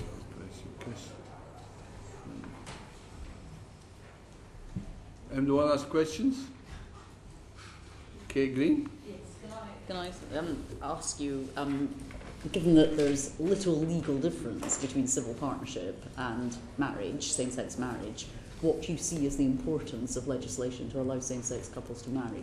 Thank you. I think actually just the last evidence you had pinpoints it, being able to have a religious marriage. Not everyone wishes to have a civil partnership. Also, it's about equality and about freedom. If the state has already said that it's okay for two people of the same sex to be in a relationship together, to live together, to be in a sexual relationship together, that they are equal, they should have the same rights and the same rights to get married. I also personally think that, you know, when we think about children being bullied in school, it is not possible to say to the people doing the bullying or gay people are the same as straight people if they don't ultimately have the same rights to have the same relationship structures. And one of the first people to make an out for marriage video, and we started as a campaign where people recorded videos onto YouTube, were my grandparents. And my grandparents support same-sex marriage because they'd like me one day to be able to get married to like my boyfriend in exactly the same structure and the same status as they did, and my parents did. James? Yeah, there's also some technical aspects that relate to marriage internationally. If I decided to have a civil partnership and then I decided to move to Portugal, where same-sex marriages are legal, my civil partnership wouldn't be recognised there. So there's some international differences that we need to be aware of as well in playing this out. I think also, as also been illustrated, the issue of transgender people and the fact that their marriages are taken away and forced to have civil partnerships if they go through gender reassignment, something that the Civil Partnership Act didn't really consider. And I think the other thing is that society has moved on a lot since the introduction of civil partnerships. Many people were happy when they were introduced and did refer to them as gay marriages, but they weren't marriage. And I think the word marriage is really important. And I am not going to, even when me and my boyfriend decide to get married, I am not going to bend down and say, please, will you be my partner or my civil partner? It sounds like I'm going to open a firm of accountants or lawyers. I don't want to have a partner, I want to have a husband, and that's what I would ask. Stuart Andrew. Thank you. Can I ask you, are you happy with the bill as it is at the moment, or do you think actually this discussion that we've had about civil partnerships being extended to heterosexual couples is something that needs to be debated further? Okay. Out for Marriage believes this bill is not about LGBT rights primarily. It's about religious freedom. Now, if we are in a state that believes that you can be of religion or without religion, then civil partnerships need to be thought about clearly, because there are some people in this world that do not want to have a religious marriage ceremony. We don't represent them, but the ethic sticks. The principle sticks for us that actually, as a group, if there is one set of rules for the LGBT community where they can have a non-religious commitment. Well, they choose not to get married and call it a marriage. I think that actually, it would be a bit perverse if gay people suddenly got more rights than straight people, and suddenly having been maybe it'd be quite a nice compensation for the fact that we've been discriminated against for hundreds of or thousands of years, and then suddenly we have more rights. But it would seem a bit odd if same-sex couples can choose between a civil partnership and a marriage, given that civil partnerships were created as sort of legal fudge, were created because people weren't convinced that it would go through Parliament to call something a marriage. It was really a marriage, but it just wasn't called it and didn't have exactly the same rights. So while we haven't been standing there campaigning for civil partnerships, if they were to be retained, I can understand. I think most of LGBT people can understand that some heterosexual people may wish to have them, and in some countries, among the straight community, not among the gay community, civil partnerships and their equivalents are becoming more popular than marriage. Interesting. Ben Bradshaw? Can I commend both of you for using the word freedom in your opening sentences, which is a very refreshing change from the way that this debate is often framed. But Mr. Walsh, you talked about the issue of rights in other countries. Am I not right in saying that depends on that other country's law and jurisdiction? Do you actually have evidence that shows that if I were in a same-sex marriage, that my husband and I would enjoy more rights in another country than we currently do or would in a civil partnership? And then a question to both of you on the issue we've asked other witnesses about how you feel about the change in the consummation provisions in the bill as it stands. Okay, coming back specifically on the question asked to me, and I know that Ben has also indicated he'd like to reply on that too. It's my understanding that those countries that have already legalised same-sex marriage, and then the person has then gone and emigrated to Portugal, for instance, they enjoy full legal marriage entitlement. Portugal is very strange in that it doesn't recognise civil partnerships but does recognise same-sex marriage. So actually there is a difference, and we would have greater rights internationally. Actually, in Israel, a country which doesn't allow same-sex marriage to be performed within the country, does recognise them that are performed outside, but does not recognise civil partnership. And there are actually many Jewish couples that might want to make Aliyah, might want to emigrate to Israel, but their marital status is not recognised. That they've come from here. That's simply because they can't translate the word civil partnership. And so couples from Israel have to go, or British couples that wish to go and move there and have the tax status and other statuses there, have to go to Canada or other countries that do offer same-sex marriage, because that country will recognise it. So there is actual, I think, quite strong evidence, and it seems logical that if a country also like France, when France has same-sex marriage, and it's likely they will introduce it, they also have civil pacts which have less rights than a same-sex marriage will have. I don't know how they would approach a British civil partnership. Would they consider them to be a same-sex marriage, or would they instead consider them to be a civil pact with slightly less, well, considerably less rights than same-sex marriage? Consummation, I think, would you like to? Consummation. The heterosexual community seems very obsessed by the way that we consummate our marriages. Consummation is different for every LGBT couple. There is no need to be sexually active or inactive in a relationship, and I don't think that we should be legislating for that. From my point of view is when we have weddings that are carried out last minute because someone's on their deathbed, they're not consummated. So we do have some sort of precedent in law. And I think that the whole issue in itself needs to be just put to one side, because I think actually what people do in the privacy of their own bedroom is their own business. But does that mean you prefer the bill as it originally stood, or in its changed form post-consultation on this issue? Or do you want to have to think about that? As an organisation, we haven't come to a viewpoint on that one. No, to be honest, I think it's a bit of a... I'm not sure why everyone's so obsessed with it. I mean, there are some issues. It won't stop them talking about it up there. No, of course, but I mean, also the issue. I think, for example, say Church of England clergy. There is indications that they would be able to enter into potentially same-sex marriage as long as it's celibate. Well, what happens to them if you had to consummate the marriage? They wouldn't be able to be married. That's a good point. David Burrows. Yeah, and also just to talk about freedom.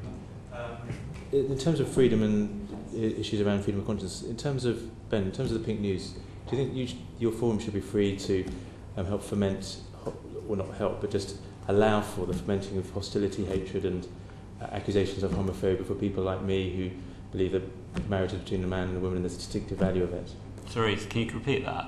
So in terms of, for people like me with my view, yeah, should people be free just to...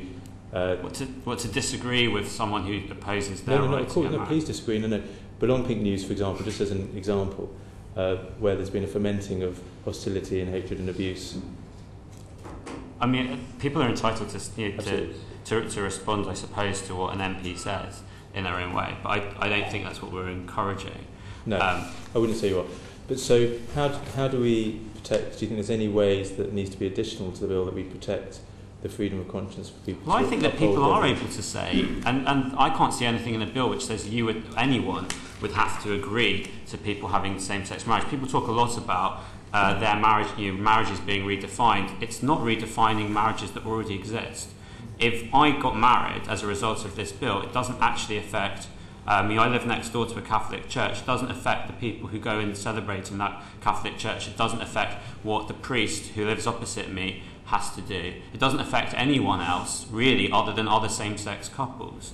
So I don't think that there is still the freedom, and I think that people have absolute liberty to disagree with this and to have their own views on homosexuality or anything else, because we live in a tolerant, liberal society where people can have different views. I'm Jewish, and I have some of my friends are very Orthodox Jews, and they would disagree with me driving on a Saturday, but that doesn't stop them being friends with me.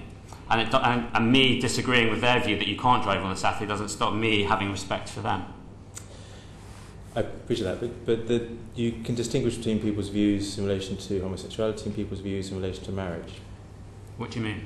In terms of someone's views in relation to marriage and upholding a traditional view of marriage may well not mean that they are homophobic, that they have views against homosexuality.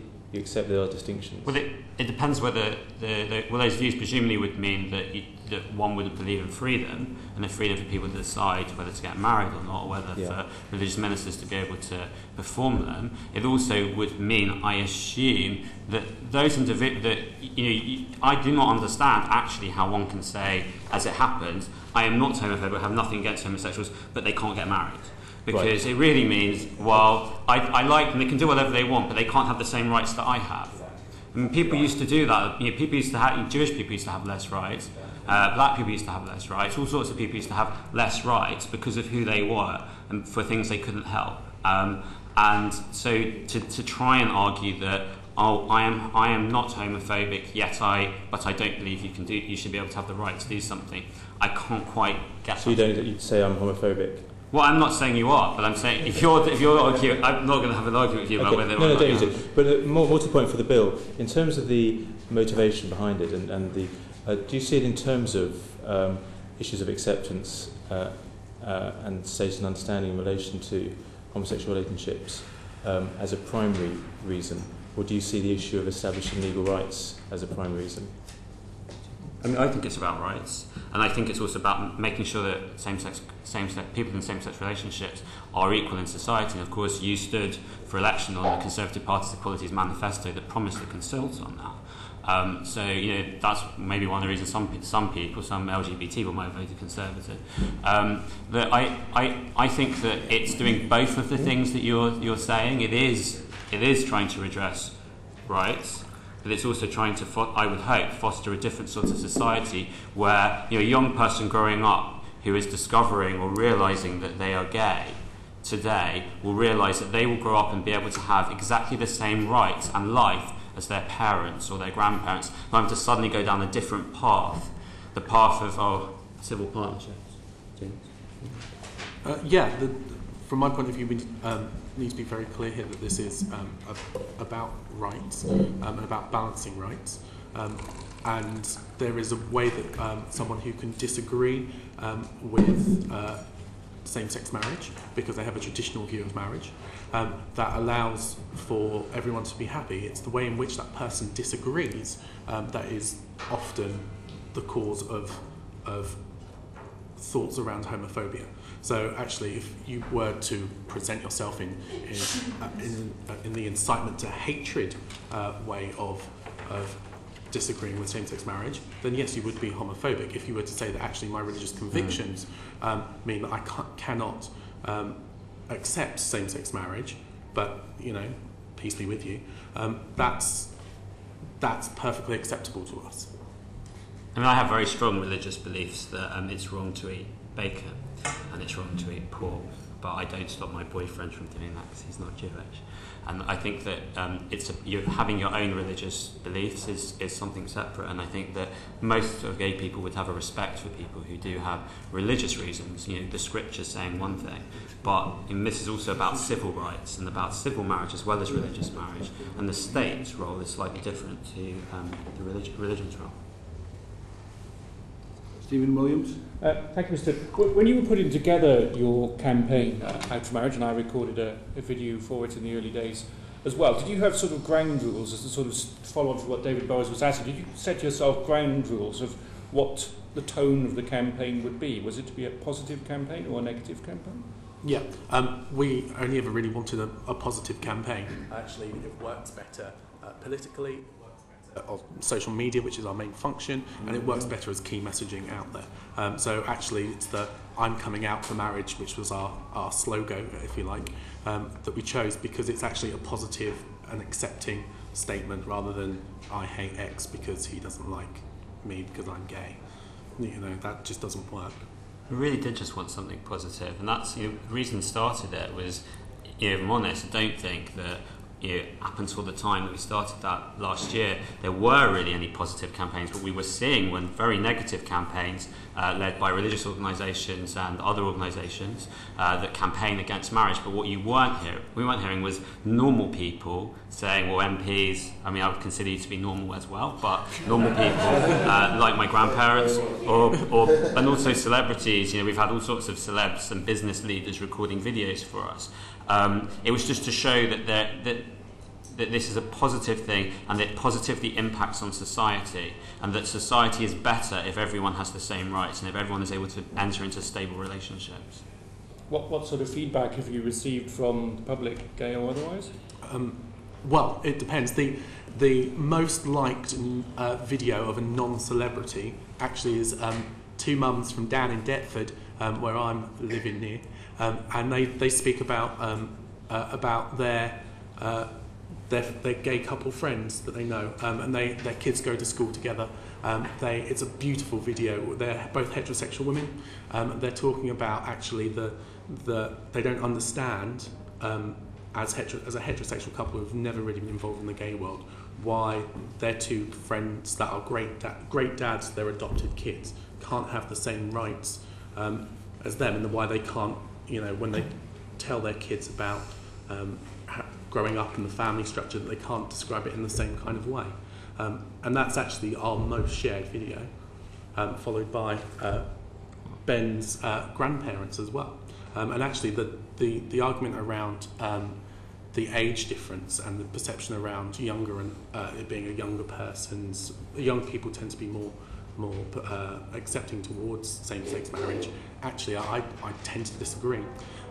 Older people as well, once you have the conversation with them and you talk about the tradition and the value of marriage and the things that they actually perceive it as being positive and good institution, actually they really come round to that point of view, and that's quite nice as well. Especially if they like their grandchildren to get married while they're still alive and not have to wait 20 or 30 years for the law to be changed. And finally, Mr. Hood, if I can just go, another one. Our next set of witnesses are from the Coalition for Marriage. No doubt you studied their campaign tactics. Were there any you thought you could have successfully deployed, or were there campaign tactics that you specifically rejected that they've deployed? Well, I mean, the fact is also about money. I mean, which is a group of, Out for Marriage is just a group of individuals who've used social media and used being able to get stories in the newspaper, and they've been, out videos, whether it's Hugh Grant or Richard Branson, they've got quite a lot of media coverage. But that's all we've had. We've had no money put into this. So yes, if we'd have had tens of thousands of pounds to throw at leaflet campaigns all around the country for them people to write to their MPs, to have to have polls, to have a petition on the website, to have petitions on the website that hundreds of thousands of people sign up, some of which because they're encouraged to at school. There are different. The Catholic Educational Service was founded on that, and so it's not something to laugh at. But so there are, but I don't. It's different tactics, different argument. We're in a different position because, and it's one of the reasons why the gay community or the LGBT community's lobbying hasn't been quite so loud. Is that we're in the very fortunate position that the government is actually doing a lot of the, is doing this for us. This is happening because the coalition government wished to do this. It now has support, across the House. So it is a very different position. We are merely sort of cheerleaders, saying we think this is good. We do think there are some things that could be maybe a bit different, but we broadly agree with it. And that is obviously very different to organisations which are specifically campaigning against something that the government have already said they wish to do.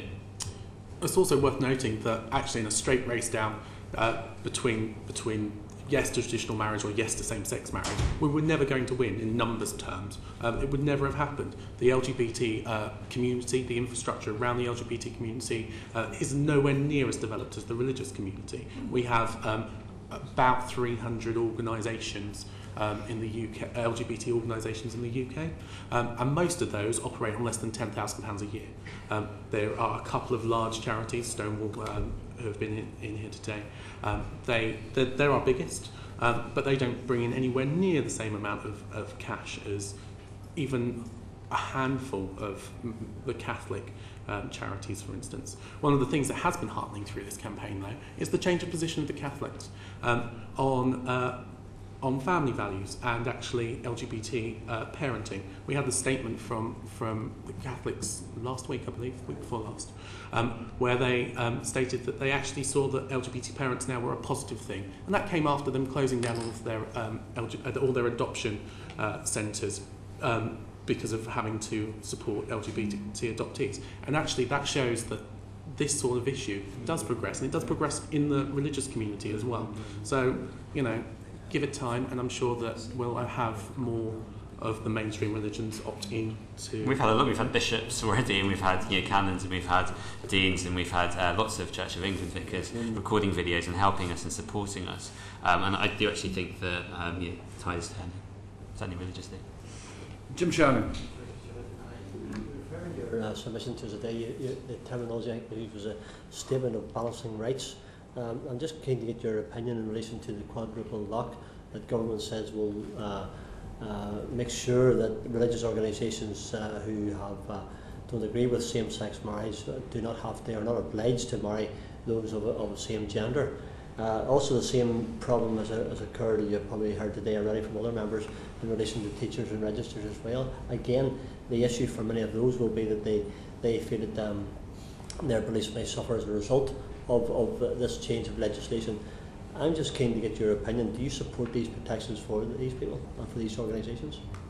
Can I, just before you answer, we have got some intelligence there's going to be a vote it for, so if you could take 2 minutes to answer the question, please, it would be appreciated. I think broadly we do support it. There is some concern over individual Church of England ministers who are not able to perform same-sex marriages that wish to do it, but I think we broadly support it. James, would you? Yeah, I mean, we need to definitely, it is our position that no religious minister should be forced to perform a same-sex marriage. And I don't think anyone would want to have someone celebrating their marriage who's being forced into doing it. It seems a very vile and benign way of celebrating a union.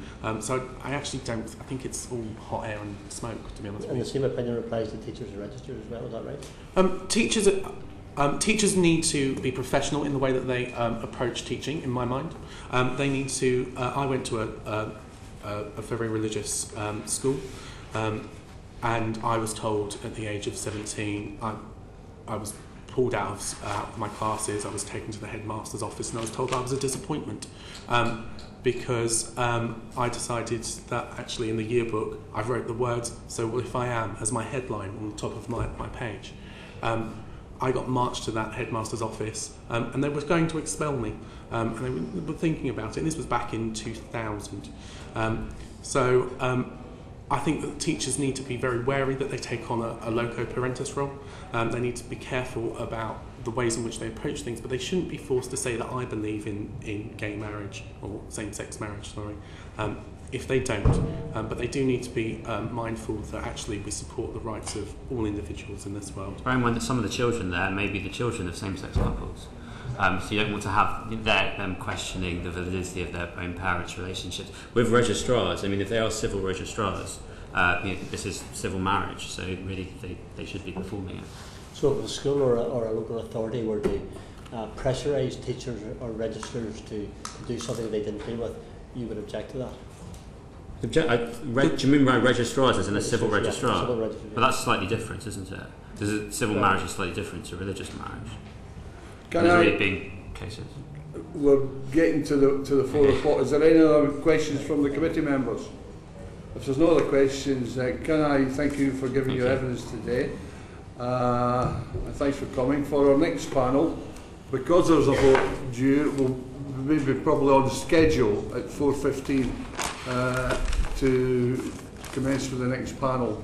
And we'll deal with that when we come back from the vote, which is about to be called at 4 o'clock. If there's any loss of time, you've got added time. Don't worry about losing the time in the next panel. Thank you. Thank you.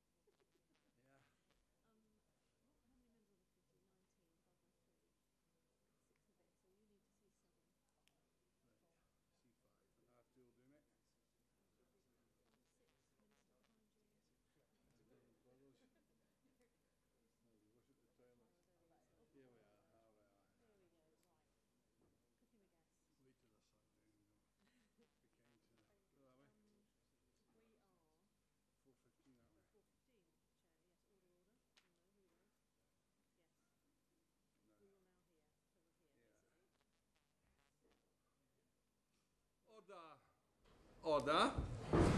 We will now hear oral evidence from Coalition for Marriage. And for the record, could you please introduce yourselves? We're from the Coalition for Marriage, and we're very grateful to the committee for this opportunity to present some of our concerns. We're obviously aware of the fact that the second reading debate has been concluded, so that's done. But we wish to focus on what we fear could be some of the unintended consequences of the legislation as it stands, and we'd like to offer some constructive proposals. So I'm Sharon James from the Coalition for Marriage. I'm a volunteer spokesperson. And I'm Colin Hart, the Campaign Director of the Coalition for Marriage. Stephen Williams. Thank you, Mr. Chairman. You may have heard me, if you were in the earlier session, ask the Out for Marriage campaign about the tone of their campaign, whether they wished it to be positive or negative. How would you describe the tone of your own campaign?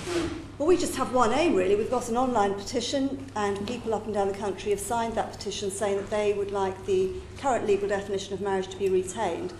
And so we've really tried to steer away from other stuff, as it were. We have one aim, so that means that we are representing people of faith, people of no faith.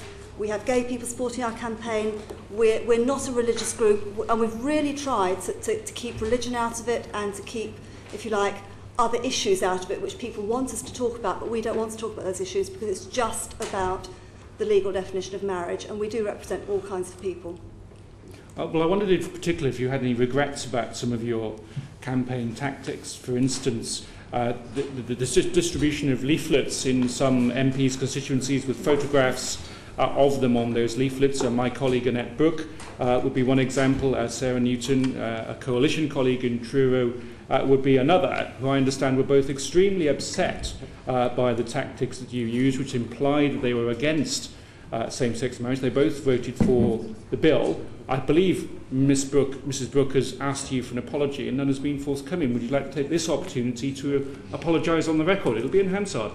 Well, of course, people are entitled to ask people to write to their MPs, and I think that's legitimate. And if newspapers carry a picture of an MP, that doesn't mean the MP endorses the article that accompanies that picture. So if you actually look at the leaflet, we're very clear it's from the Coalition for Marriage, not from the MP. If they don't read it carefully enough, I can't be responsible for that. Of course, as you say, those MPs voted for the bill. That's up to them. All we were trying to do was to get people to contact their MP to say their views. It's a free country. People can do that. So you don't regret that particular tactic? No. We're very pleased at the opportunity to let people know the arguments. We've heard from lots of people up and down the country said, we had no idea what was going on. They felt they hadn't been told what was going on, and they were glad, whether they agreed with the campaign or not, they were actually quite glad to think, hey, this is actually going on now, it's raising the issue. I mean, to be fair, if you are in favour of the bill, if you get that leaflet through your door, you can write to your MP and say, I'm in favour of it, can't you? We're very clear. All we're doing was giving the name of the MP and how they can contact their MP. I mean, MPs' pictures are used every week in the local newspaper. It doesn't mean to say the MP endorses the actual article in the newspaper. That wasn't our intention at all. Kate Green. Why is it important to protect a legal definition of marriage in its current form? I can understand some of the arguments made by some faith groups, although not all people of faith are opposed to this legislation, but I can't understand what the objection is from a legal point of view. Perhaps you could explain it to me.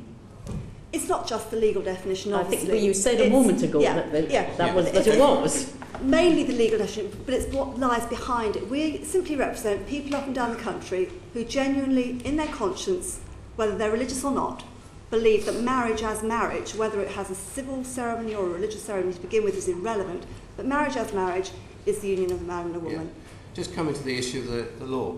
I mean, civil partnerships is legally equal. There's every right in marriage is given to those who are in same-sex couples in civil partnerships.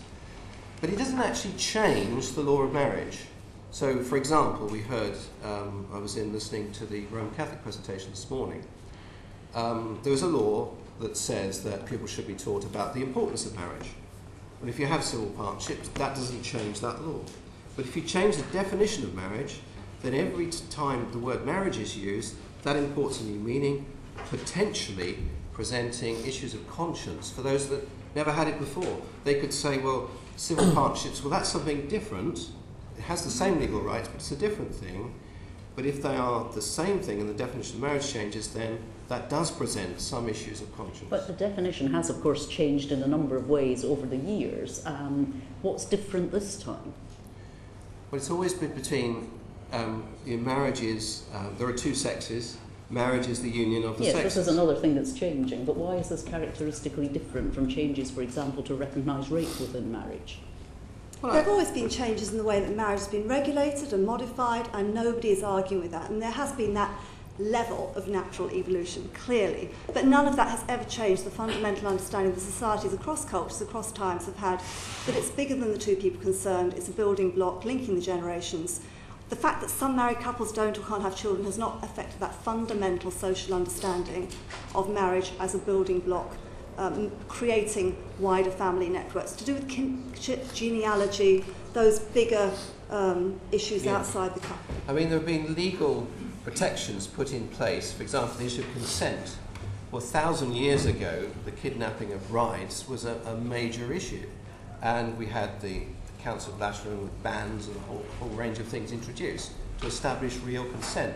But that didn't change the nature of marriage. It was just a safeguard, and similarly with the law of rape that you talked about. Chris Bright? Did you support civil partnerships? I supported the extension, I supported a PACS-like scheme that they have in France where house sharers would have some rights. When I grew up, the lady next door, she gave up her job in the city. She had a well-paid job, gave up her job to care for her elderly father. I hardly saw him. But she was saddled with inheritance tax when her elderly father, who she'd given up her job to nurse, died. I had two great aunts in Brighton. One of them died. The other didn't inherit the tenancy, so she had to leave. So I did support the extension of civil partnerships to house sharers in family relationships, two sisters live together, that sort of thing. But I also was concerned that civil partnerships might lead to what we've got today. And a number of people had those concerns. A number of things were said in the debates trying to allay concerns, but as we've seen, this is what has happened. So you were in favour of the Wrecking Amendment to the civil partnerships when civil partnerships were being advanced solely for same-sex couples to be able to express their love one for another, the Wrecking Amendment, which would have turned it into a tax avoidance measure. Well, I don't think it's tax avoidance for that lady who gave up her job to look after her elderly father. I was genuinely in favour of that. Well, many of us at the time, and I remember many of those who voted for that Wrecking Amendment then either voted against second reading or against third reading, and it was very much clearly seen as an attempt to try and prevent this being, civil partnerships being something that was for an exclusive relationship, one person with another person. But why shouldn't the government provide for that sort of house-sharing situation? Well, let me put you a different question. Why should the state prevent two people from getting married who are just because they are of the same gender? All the legal rights of marriage are already available through civil partnerships. Sorry, Mr. Hart, your organisation, Christian Institute, campaigned against civil partnerships. That is a matter of record which we're all capable of checking. Thank you very much. You also campaigned against the repeal of Section 28 and against every single extension of equality rights to lesbian and gay people in this country. Why on earth should we believe that your opposition to equal marriage has got anything to do with marriage, given that record? It's about homophobia, pure and simple. If you check the record, you will see that I was in favour of a PACS-like scheme at the time that civil partnerships was debated. Your campaign, your organisation campaigned, spent a great deal of money campaigning against civil partnerships. How can you possibly try to wheedle out of that now with this irrelevance that you're talking about? I'm here on behalf of the Coalition for Marriage, and the fact is a lot of supporters of marriage would agree with civil partnerships, and some would not. But that's up to them. But the people who support the Coalition for Marriage all agree that the definition of marriage should stay the same as it is. Can I just go? Sorry, Sharon. Well, look, I don't want to get an argument going here. It's questions for witnesses, and there are other members who want to ask questions. Tim Lawton. Can I ask you, what do you think is the point of marriage? And perhaps to explain a bit more the impact you think that extending marriage to same-sex couples will have on heterosexually married couples, and why it's not necessarily just a one-way deal that's on offer here. Well, I would argue that historically, when you look at the reasons societies have been involved in marriages, from the very earliest days, it's been to do with linking natural parents with their own children. So, I mean, aside from any scriptural stuff, way back about 1900, you've got a king of Mesopotamia, huge, great, long legal code, a third of it about marriage, and the fundamental point of it, he says, was I made the fathers stand by their children, I made the children stand by their fathers. It was just across cultures, that recognition that there's something to do with that male-female bond and legitimising the children. And frankly, if parents don't look after a child, somebody else has to pick up the tab. And we could perhaps speak at length about who picks up the tab when that doesn't happen, but that's not the point of this afternoon. So marriage, in a sense, has already been redefined, and I would regret that, because I believe it has been redefined down into being just about the individual satisfaction of the two people involved, whereas I think sociologically, historically, anthropology is bigger than that, and it's more than the couple involved. It's to do with genealogy behind them, genealogy coming after them, and their place within that. And I think that that's really what unites different supporters of Coalition for Marriage. Now, some of them are people of strong faith, but many of them are not, and frankly have little interest in faith. But they do have an interest in, if you like, communal stability and well-being. And I think for many of our supporters, the consequence of redefining marriage would have impacts on children and on society, but they are also deeply concerned that it will have impact on freedom of conscience. And in a sense, that's what we would like to focus on this afternoon, because we're hearing from people who say, I don't dare say what I believe about marriage anymore. A senior NHS executive came up to me 2 weeks ago and said, I would love to sign your petition, I would love to support the campaign, I will lose my job if I do so.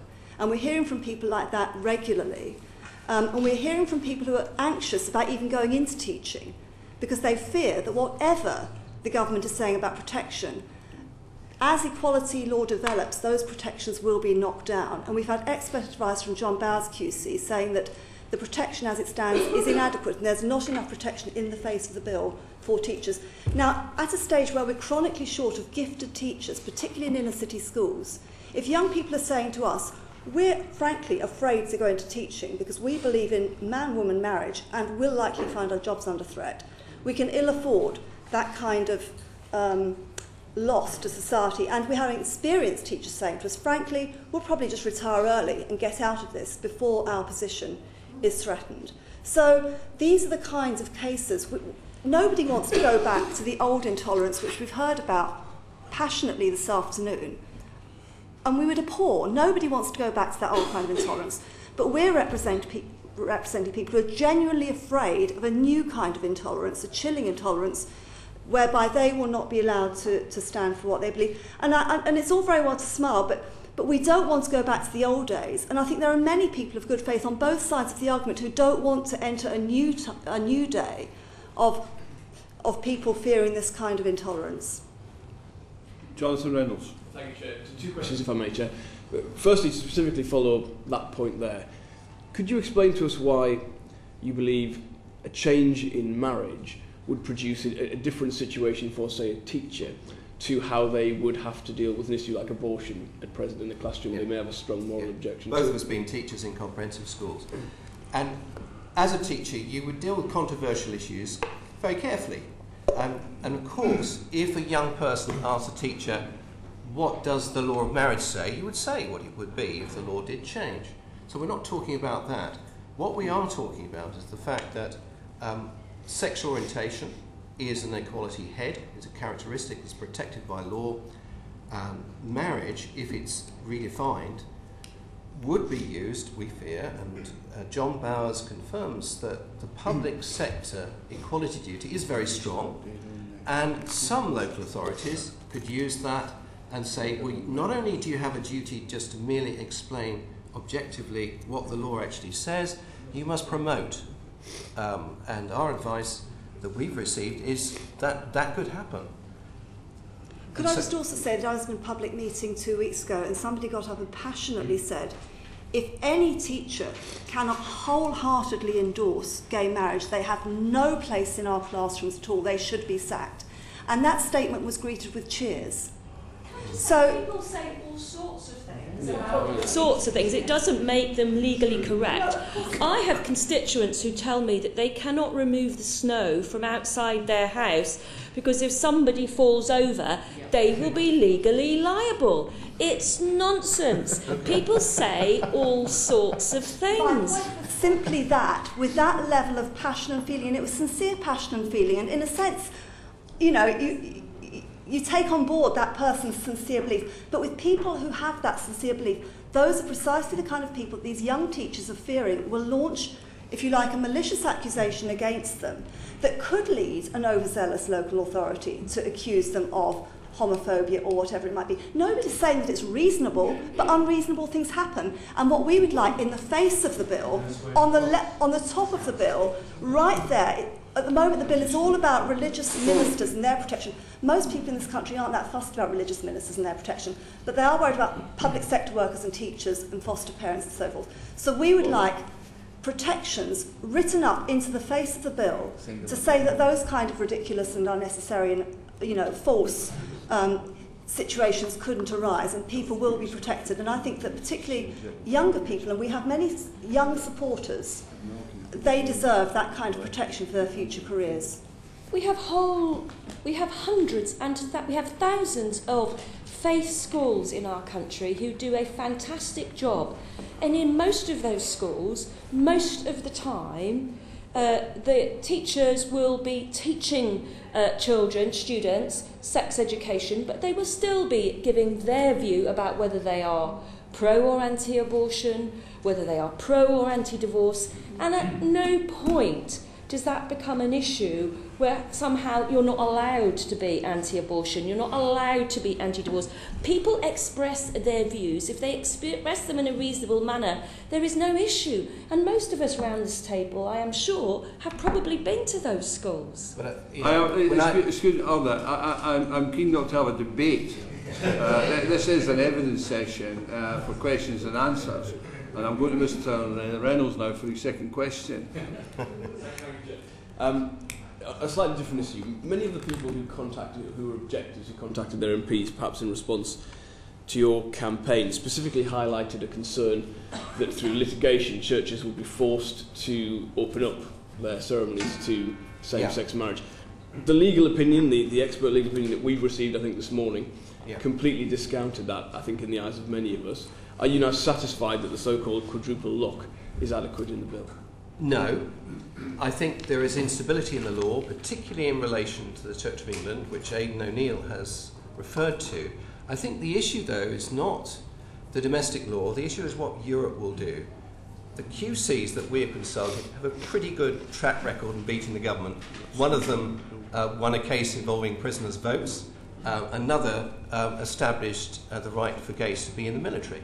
The government doesn't always get it right, and some QCs don't always get it right when they're arguing.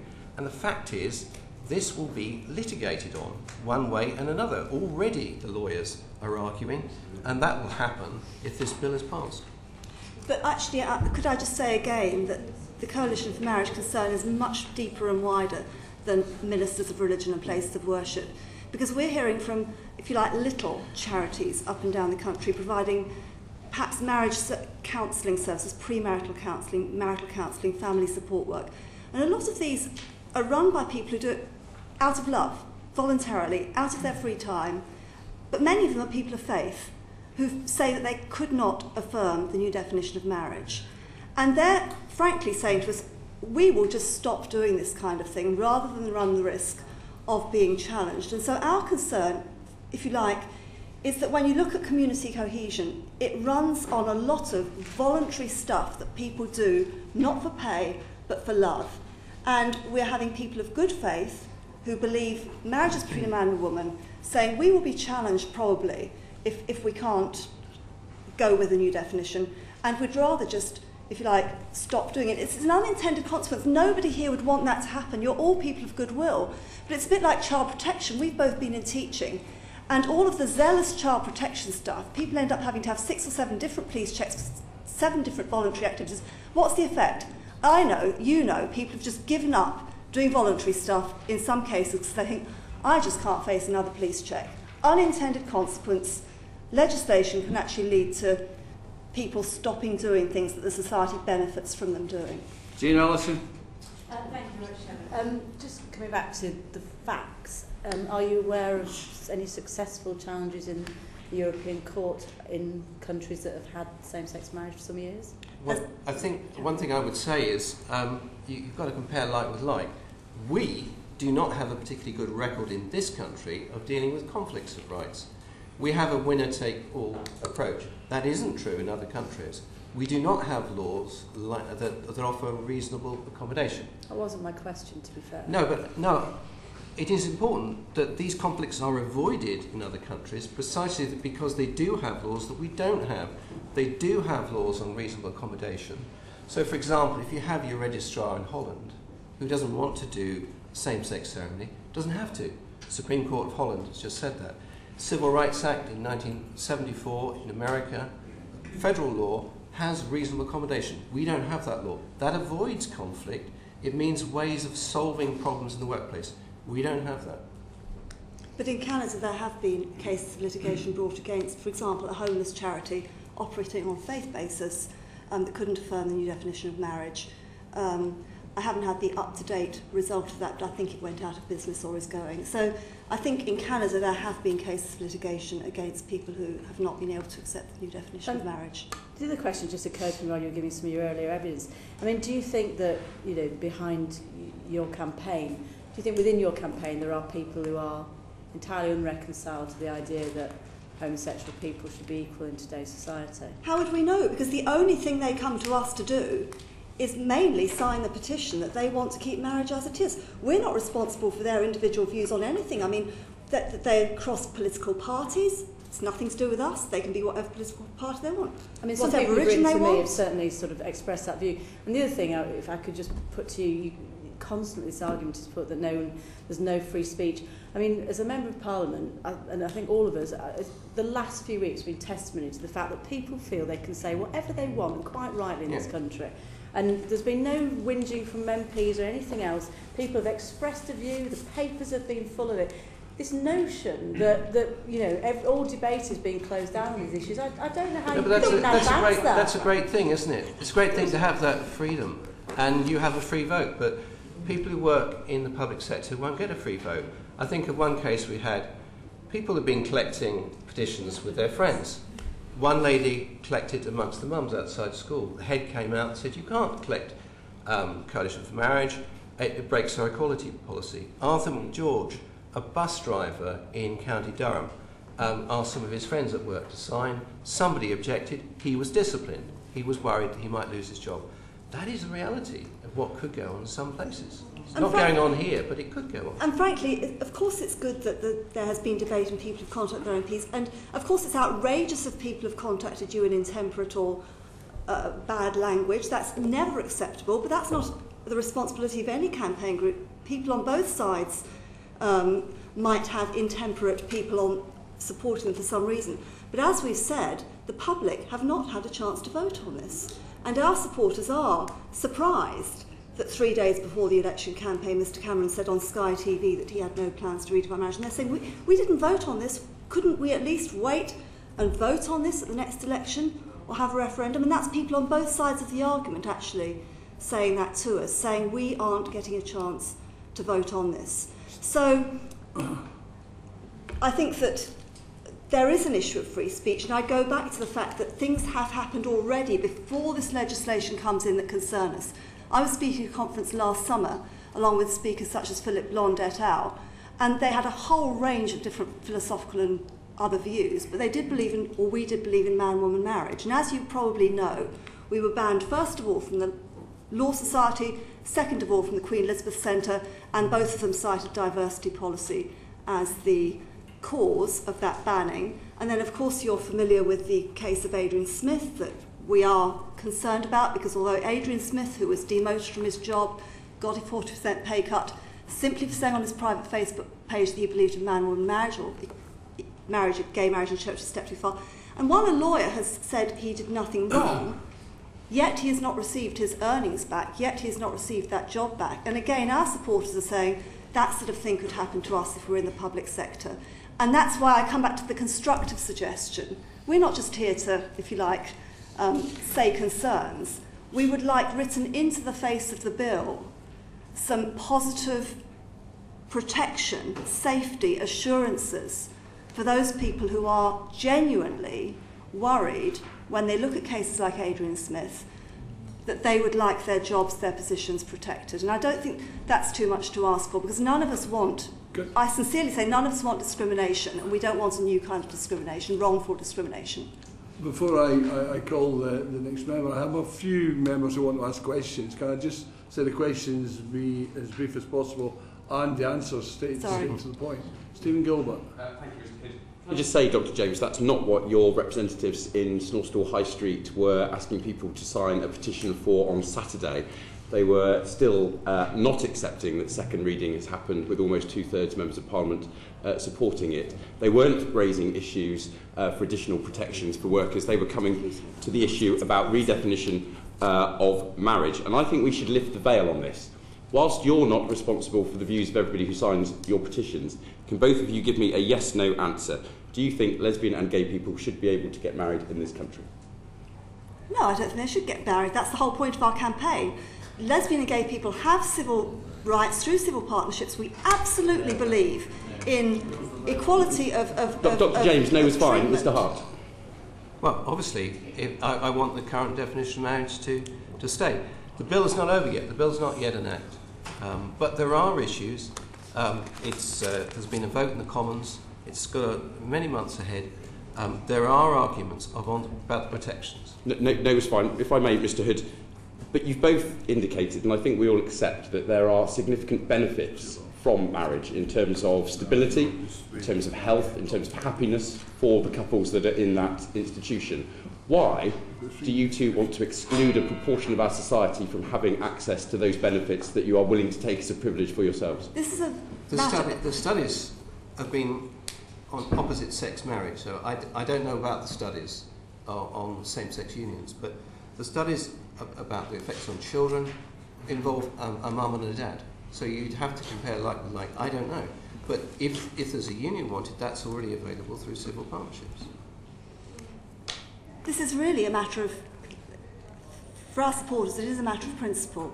And many of our supporters are absolutely clear that gay and lesbian couples have rights through civil partnerships, but our supporters do not believe that marriage can or should or will be between a same-sex couple, simply because they believe that the definition of marriage is the complementary union of a man and a woman. And just as two genders are different, men are different to women, they say it's not discrimination to treat two different things differently. And I know that that is a difference of opinion we have. We are going to go away from this room. We are going to go away from this room with differences of opinion. But I would simply say that can we not at least accept the fact that this very large number of people in this country who genuinely have the view that we have of marriage, can we not accept the fact that these people should not be, if you like, attacked in a new way, and their view should be respected as well? I think this will have to be the last question. We have 2 minutes left. Jim Shannon. Can I just say very quickly, thank you very much for the petition you ran and for the number of people that you got to reply to that. I'm very, very pleased with that. In relation to many people in this committee today, many people outside have said that this is a bit of a permissive measure and therefore don't worry about it. But the fact is that many of us feel it's a coercive measure. Could you perhaps give us some indication of some of the examples of coercive measures that are already taking place without this legislation coming in, which will affect those in positions in public life, and teachers and churches as well? And what do you see as positive protection that may ensure that churches and people in those positions are not disadvantaged? I think the issue is that there's been no attempt to look at individuals, and that's what our call has been today. There's been a lot of focus on weddings and on church buildings.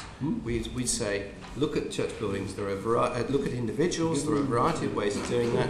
Edward Lee proposed one way, creating a characteristic of beliefs about marriage, whether you're for gay marriage, whether you're against, those views could be protected, so it would be even-handed. Another way would just be to make it clear beyond doubt that a belief about marriage is a belief that falls to be protected.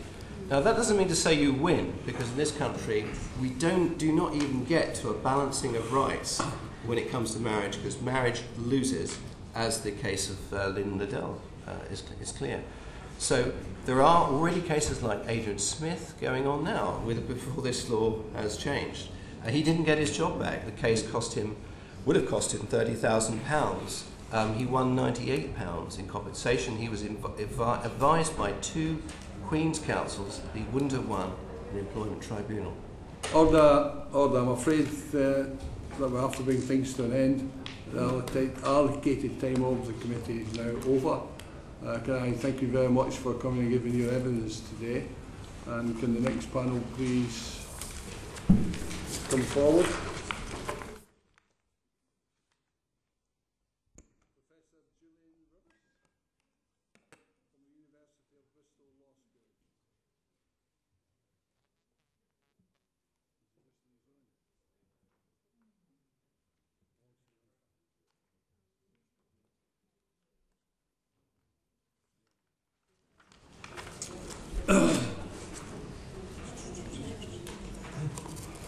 For the record, Professor Julian Rivers, could you just tell us a bit about yourself and who you are? Yes, I'm an academic at the University of Bristol. Sorry, is that, yes, I continue? On, please. I've been teaching legal theory and public law at the University of Bristol for 20 years, and I've written quite extensively on the legal regulation of religious organisations and questions of religious liberty, religious equality, and human rights generally. Mr. Burrows. We've had to talk about a religious view of marriage. I'd like to ask you whether you think there is a proper social view of marriage as a social institution, and how you see that meaning defined and its purpose.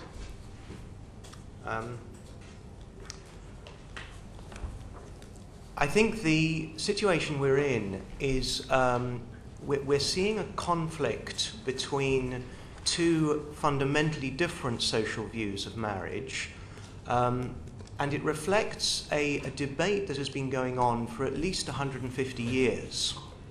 It's just that right now we're in the middle of a head-on collision between those 2 views. Obviously, the institution of marriage has changed quite considerably down the centuries, but the older view, in its essence, tries to construct an understanding of marriage that is responsive to biological fact, what it takes to be true about the natural world. And that, of course, that process of construction has been going on for over 1,000 years.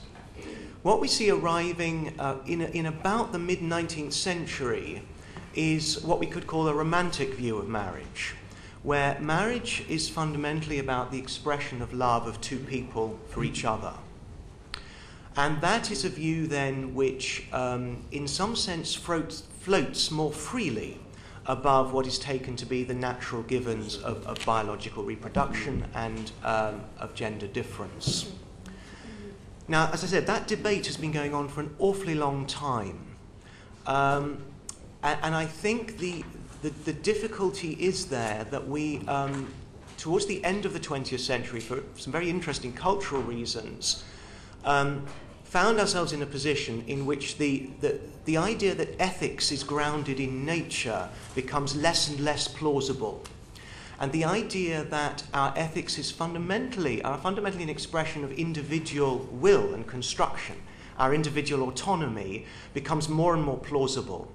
And so in every society within the Western world, we're seeing the societies reaching a tipping point at which suddenly the older traditional view of marriage comes to seem unacceptably limited, potentially even oppressive. And the romantic view of marriage, in which marriage is fundamentally about an expression of love of 2 people for each other and commitment to each other, comes to seem normal and appropriate. And once that tipping point happens, all the language of discrimination and equality cuts in. So if you take the slightly older, considerably older, more, shall we say, biological view of marriage, It's not discriminatory for two people of the same sex not to be able to get married. They just can't get married. It's not what marriage is. Their relationship is something different. It might be perfectly good, it might be valuable and valid, but it's not a marriage. There's a category error being made there.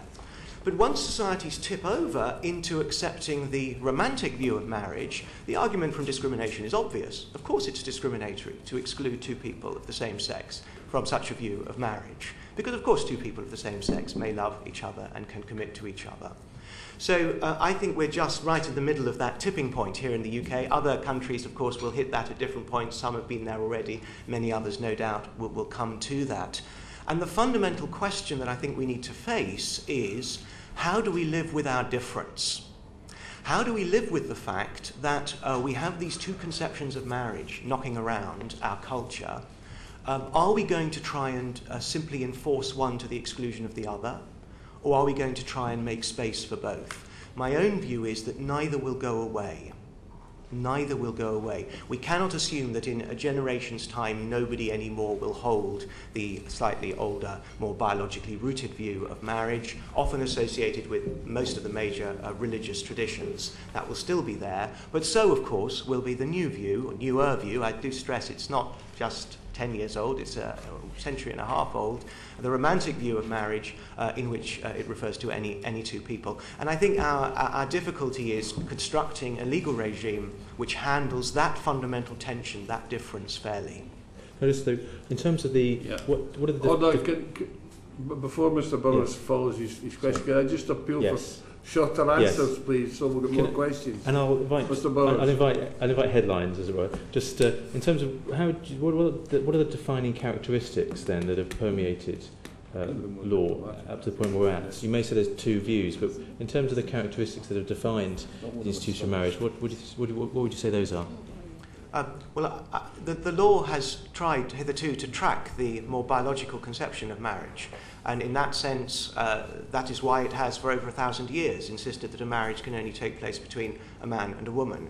It's been a settled part of the common law, and the romantic view of marriage has been allowed to flourish, shall we say, extra-legally, through cohabitation primarily, by people who rejected marriage, and then more recently, obviously, in civil partnership as a regulated form of a freer notion, more romantic notion of marriage.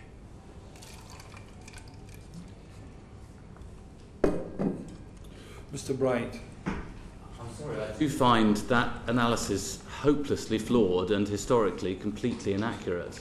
I mean, the 1662 prayer book provides for 3 reasons for marriage, one of which might be your romantic thing of people being able to share mutual society in adversity or in prosperity. But before that is your procreation, and the second one is to prevent fornication and to provide for a more secure society. And I don't know whether have you ever read the judgment of the Massachusetts Supreme Court in 2003 in relation to same-sex marriages, because it makes it very clear that there's a very long history of people getting married for a lot of different complex reasons. Many of them were to do with money and property rights. So I just don't see this binary division between romantic relations. It seems to me you've created this so as to be able to argue against same-sex marriage. No, I don't agree with that. I didn't mean to imply that the longer-standing, more biological view excluded the romantic dimension, but it insisted that several things were tied together to form a marriage, and obviously the prayer book is a classic statement of that, tying together the 3 purposes that you identified, which includes the notion of romantic love. But until 1753, there was no, and Hardwicke's Marriage Act, there was no provision other than that a clergyman of the Church of England had to do the service. There was no other reason that it could be voided. That is not strictly correct, because it was it was only in the 16th century that the requirement of ecclesiastical solemnization became normal within what was then the Catholic Church, the Universal Church. So actually, if you go back even earlier, it's simply by mutual consent that you can get married. But it was mutual consent between people of the opposite sex. But but I don't see how that creates your binary definition of there's one thing which is romantic love and relationships, and which, if that's what you think marriage is all about, then that's bound to lead to this. And there's another version which is marriage, which is about procreation, and therefore you couldn't possibly entertain the idea of same-sex marriage, because that's when you do end up with why on earth would we allow Prince Charles and to marry Camilla? When I talk about the older conception of marriage as being, I use the label biological, that was a shorthand for saying it attempted to be responsive to what it took to be natural facts about humankind, namely the division into two sexes and the involvement of both sexes in the procreation of further human beings. The concept of union there is ultimately responsive to biological unity, biological union, in that it takes two people of opposite sex to produce another human being. It's biological in that broader sense, not in the sense that every single marriage obviously has to issue in children. But a large number of the civil partnerships that I've been to do have family responsibilities, either have actual children, or they, whether surrogated or however they managed it, or adopted children. And so the care of children as a social good and as a strengthening of society, I would have thought was a third part of the value of marriage for everybody. With respect, that misses my point. My point is that the meaning of marriage is socially constructed. We can define marriage in a number of different ways. And the question is, how do we go about doing that?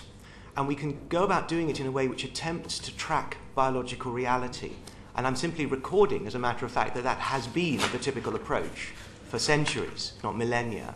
Or we can focus particularly on one dimension of a relationship, which is the romantic attachment, and we can make that the essence of marriage. We could make other things the essence of marriage as well. We could make, and many cultures do, the securing of the inheritance of property. We could make marriage into fundamentally a property-based institution. But we might want to do all of these things, and that might point to why same-sex marriage actually adds to the greater goodness of the whole of society and can't detract from the marriage of heterosexuals. Can I just intervene in this conversation and debate that's going on between the witness and Mr. Bryan? There's a number of other members who wish to ask questions, and again I'll appeal for brevity in questions, in particular brevity with answers as well. Tim Lawton. Chairman, I think it's a fascinating argument that you're putting forward, and I think your note was well argued. I just want to ask you a question on your note that you produced. You said that marriage affirms the equal value of men and women, and that was a constant theme through the note.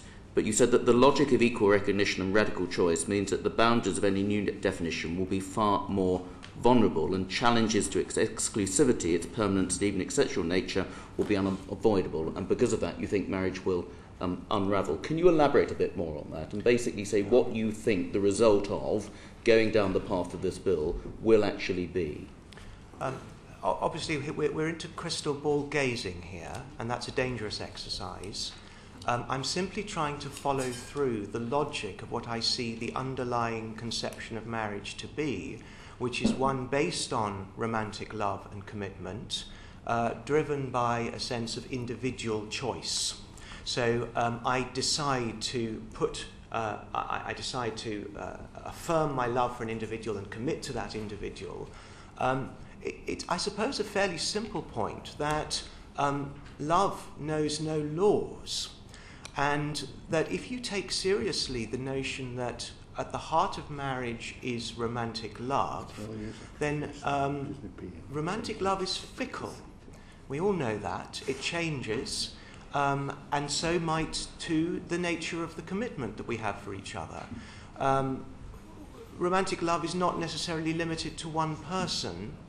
If you follow through the logic of romantic love, I do think you end up with actually the removal of marriage as a legal institution, ultimately. So it's not clear to me logically that marriage should be regulated by law at all on that sort of basis. And very interestingly, if you look at Soviet conceptions of marriage in the early 20th century, that was precisely the logic they followed. And marriage was not legally regulated because it was seen as a purely affective, romantic relationship between two individuals. So yes, there are lots of steps to be gone through, and I was engaged briefly in some crystal ball gazing, but I think it's a genuine possibility that we should take seriously that what we are seeing within a number of Western states right now is not simply one step which will then solve everything and everybody will be happy. It's simply the first step in a series of steps towards ultimately the deregulation or the de-juridification of marriage in its entirety. Stephen Gilbert. Mr. Hood, if I'm following the logic of what you're saying, Professor Rivers, you're suggesting that because lots of lesbian and gay people might want to join the institution of marriage, ultimately marriage as an institution may no longer exist? Obviously not immediately, but I think the arguments which are used to support the extension of marriage to two people of the same sex are equally applicable in other contexts as well, and will sooner or later be used in those contexts. So the concern, if I can put it like that, no, I'll stop there. I think of course, Professor Rivers, you're entitled to your view, and it's crystal ball gazing, of course, as well. But it's the first time I've heard the suggestion that because lots of people want to join the club may stop existing.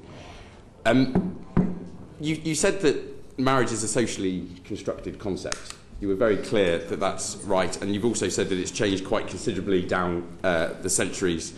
And you posited this binary notion, which I think Mr. Bryant had some pertinent questions on. Where's the threat to marriage from two people of the same sex who love each other, wanting to experience the benefits that those of opposite sex have with an institution that everyone acknowledges brings real benefits?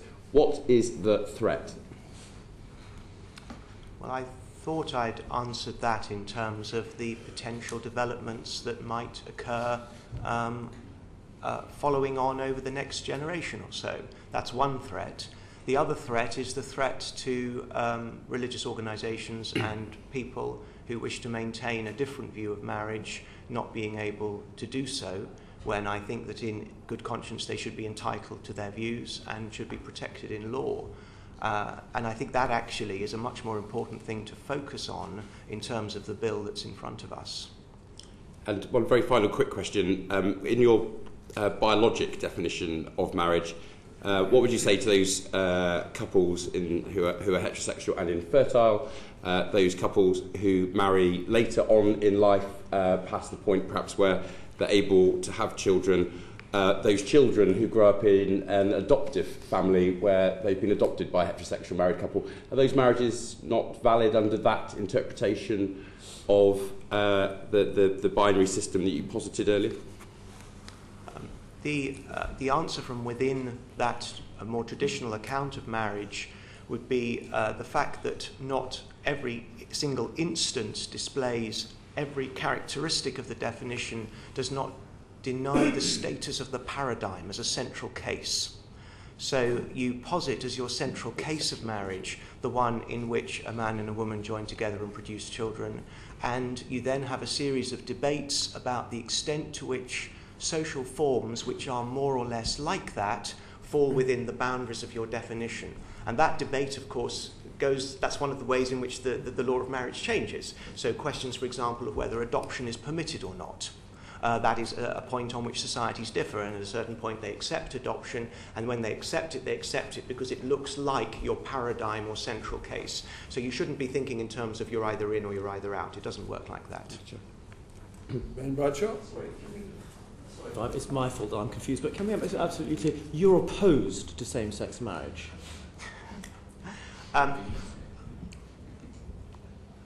I think it is a risky development. But you also... So, yeah, I think my position is that a combination of civil partnership and marriage, which reflects the difference between a same-sex friendship, partnership, and another sex marriage is more appropriate and guards against some of the risks that I've identified. But at the beginning you also said that this whole debate had come out of changes in the 19th century around definitions of romantic love. So didn't you lose the battle 200 years ago? And you also acknowledged that there are going to be different conceptions of marriage now and for the foreseeable future. That surely is a live and let live philosophy, as we've heard earlier, rather than your objection to it. I don't think the battle has been lost. I think the battle will carry on. We're just seeing one more round in it, if you describe it as a battle. When the romantic notion of relationships developed, of course, there was considerable opposition to same-sex relations. We know that. What has happened is a combination of society becoming more relaxed about same-sex relations coupled with a romantic notion of marriage. And when those two come together, then the proposal seems, of course, obvious that there should be same-sex marriage. Mr. Burrows? You said in your view that the fact of difference has to be acknowledged and valued if we are to secure equality. In terms of marriage, say, securing the equal value of men and women, how do you make that point?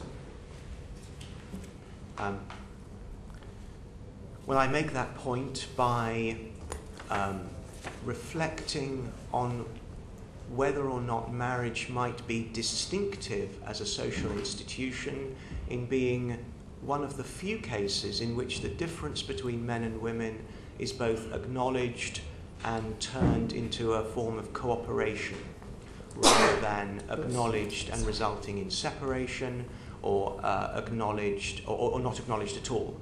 So marriage is, I think, quite unique as a social institution because it expresses the cooperation of a man and a woman.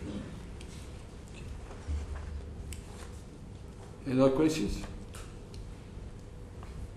Mr. Williams? Thank you, Mr. Just for the record, Julian and I obviously know each other for various constituency reasons in Bristol and know that we come to this from different perspectives, but hope we'll still be friends afterwards.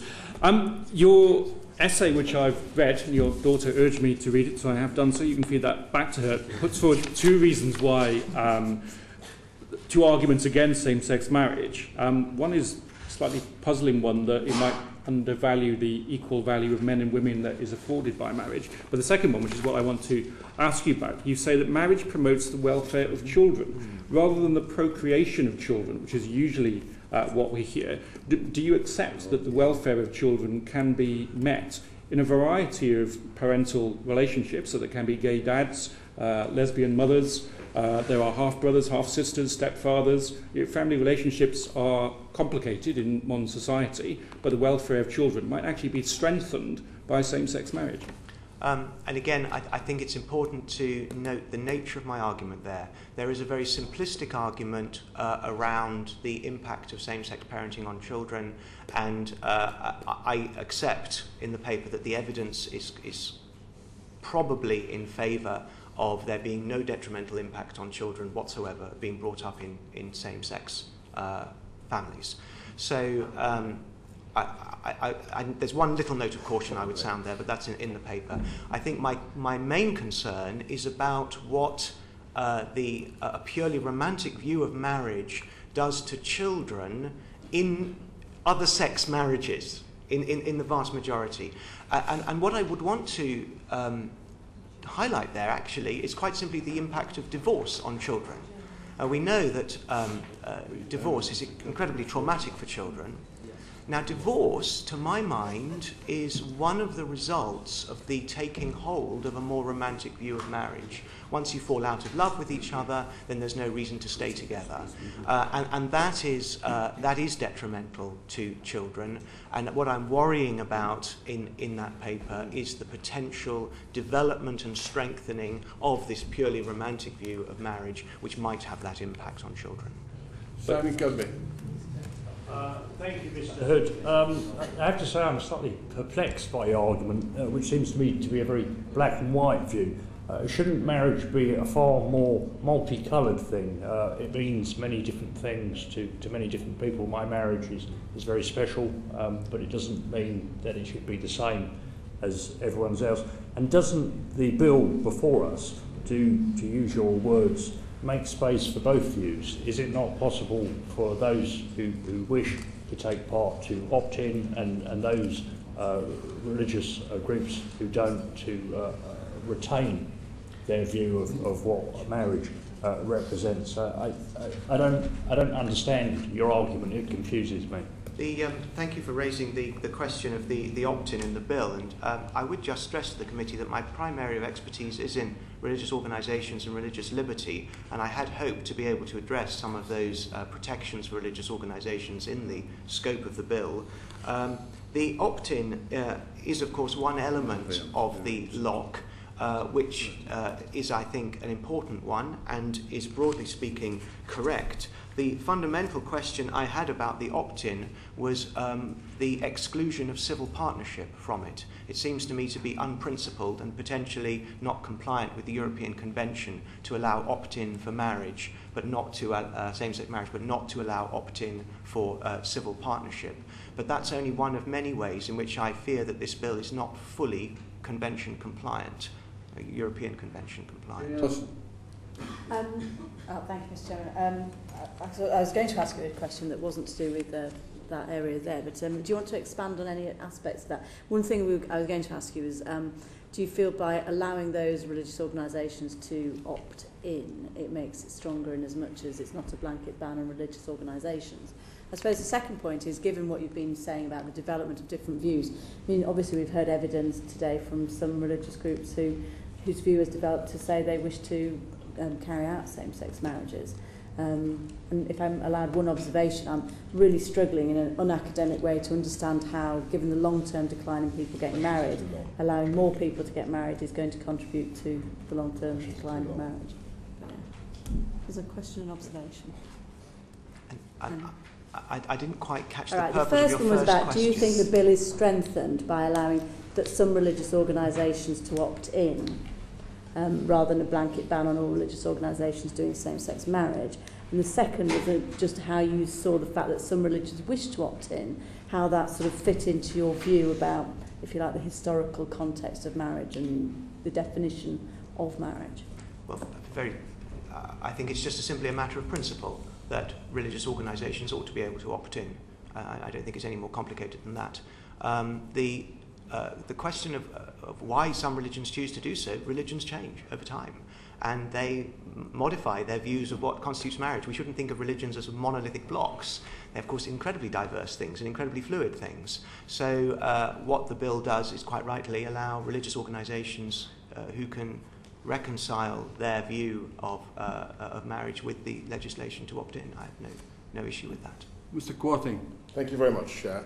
Very quickly, what provision do you think, I mean, how watertight is this bill with regard to potential challenges in courts with regard to human rights and particularly the religious angle, if you like? You're an expert. I think it's almost perfectly watertight, and there are just a very few little points which I'll list in respect of the core function of marrying people.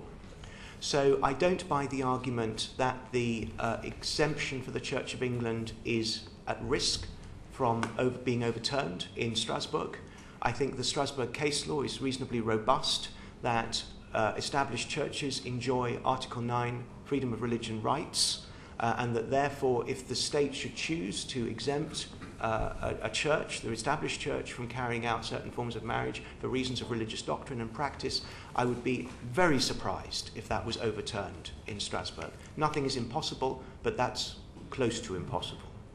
I think there are a few minor worries around very much a drafting point in Clause 1.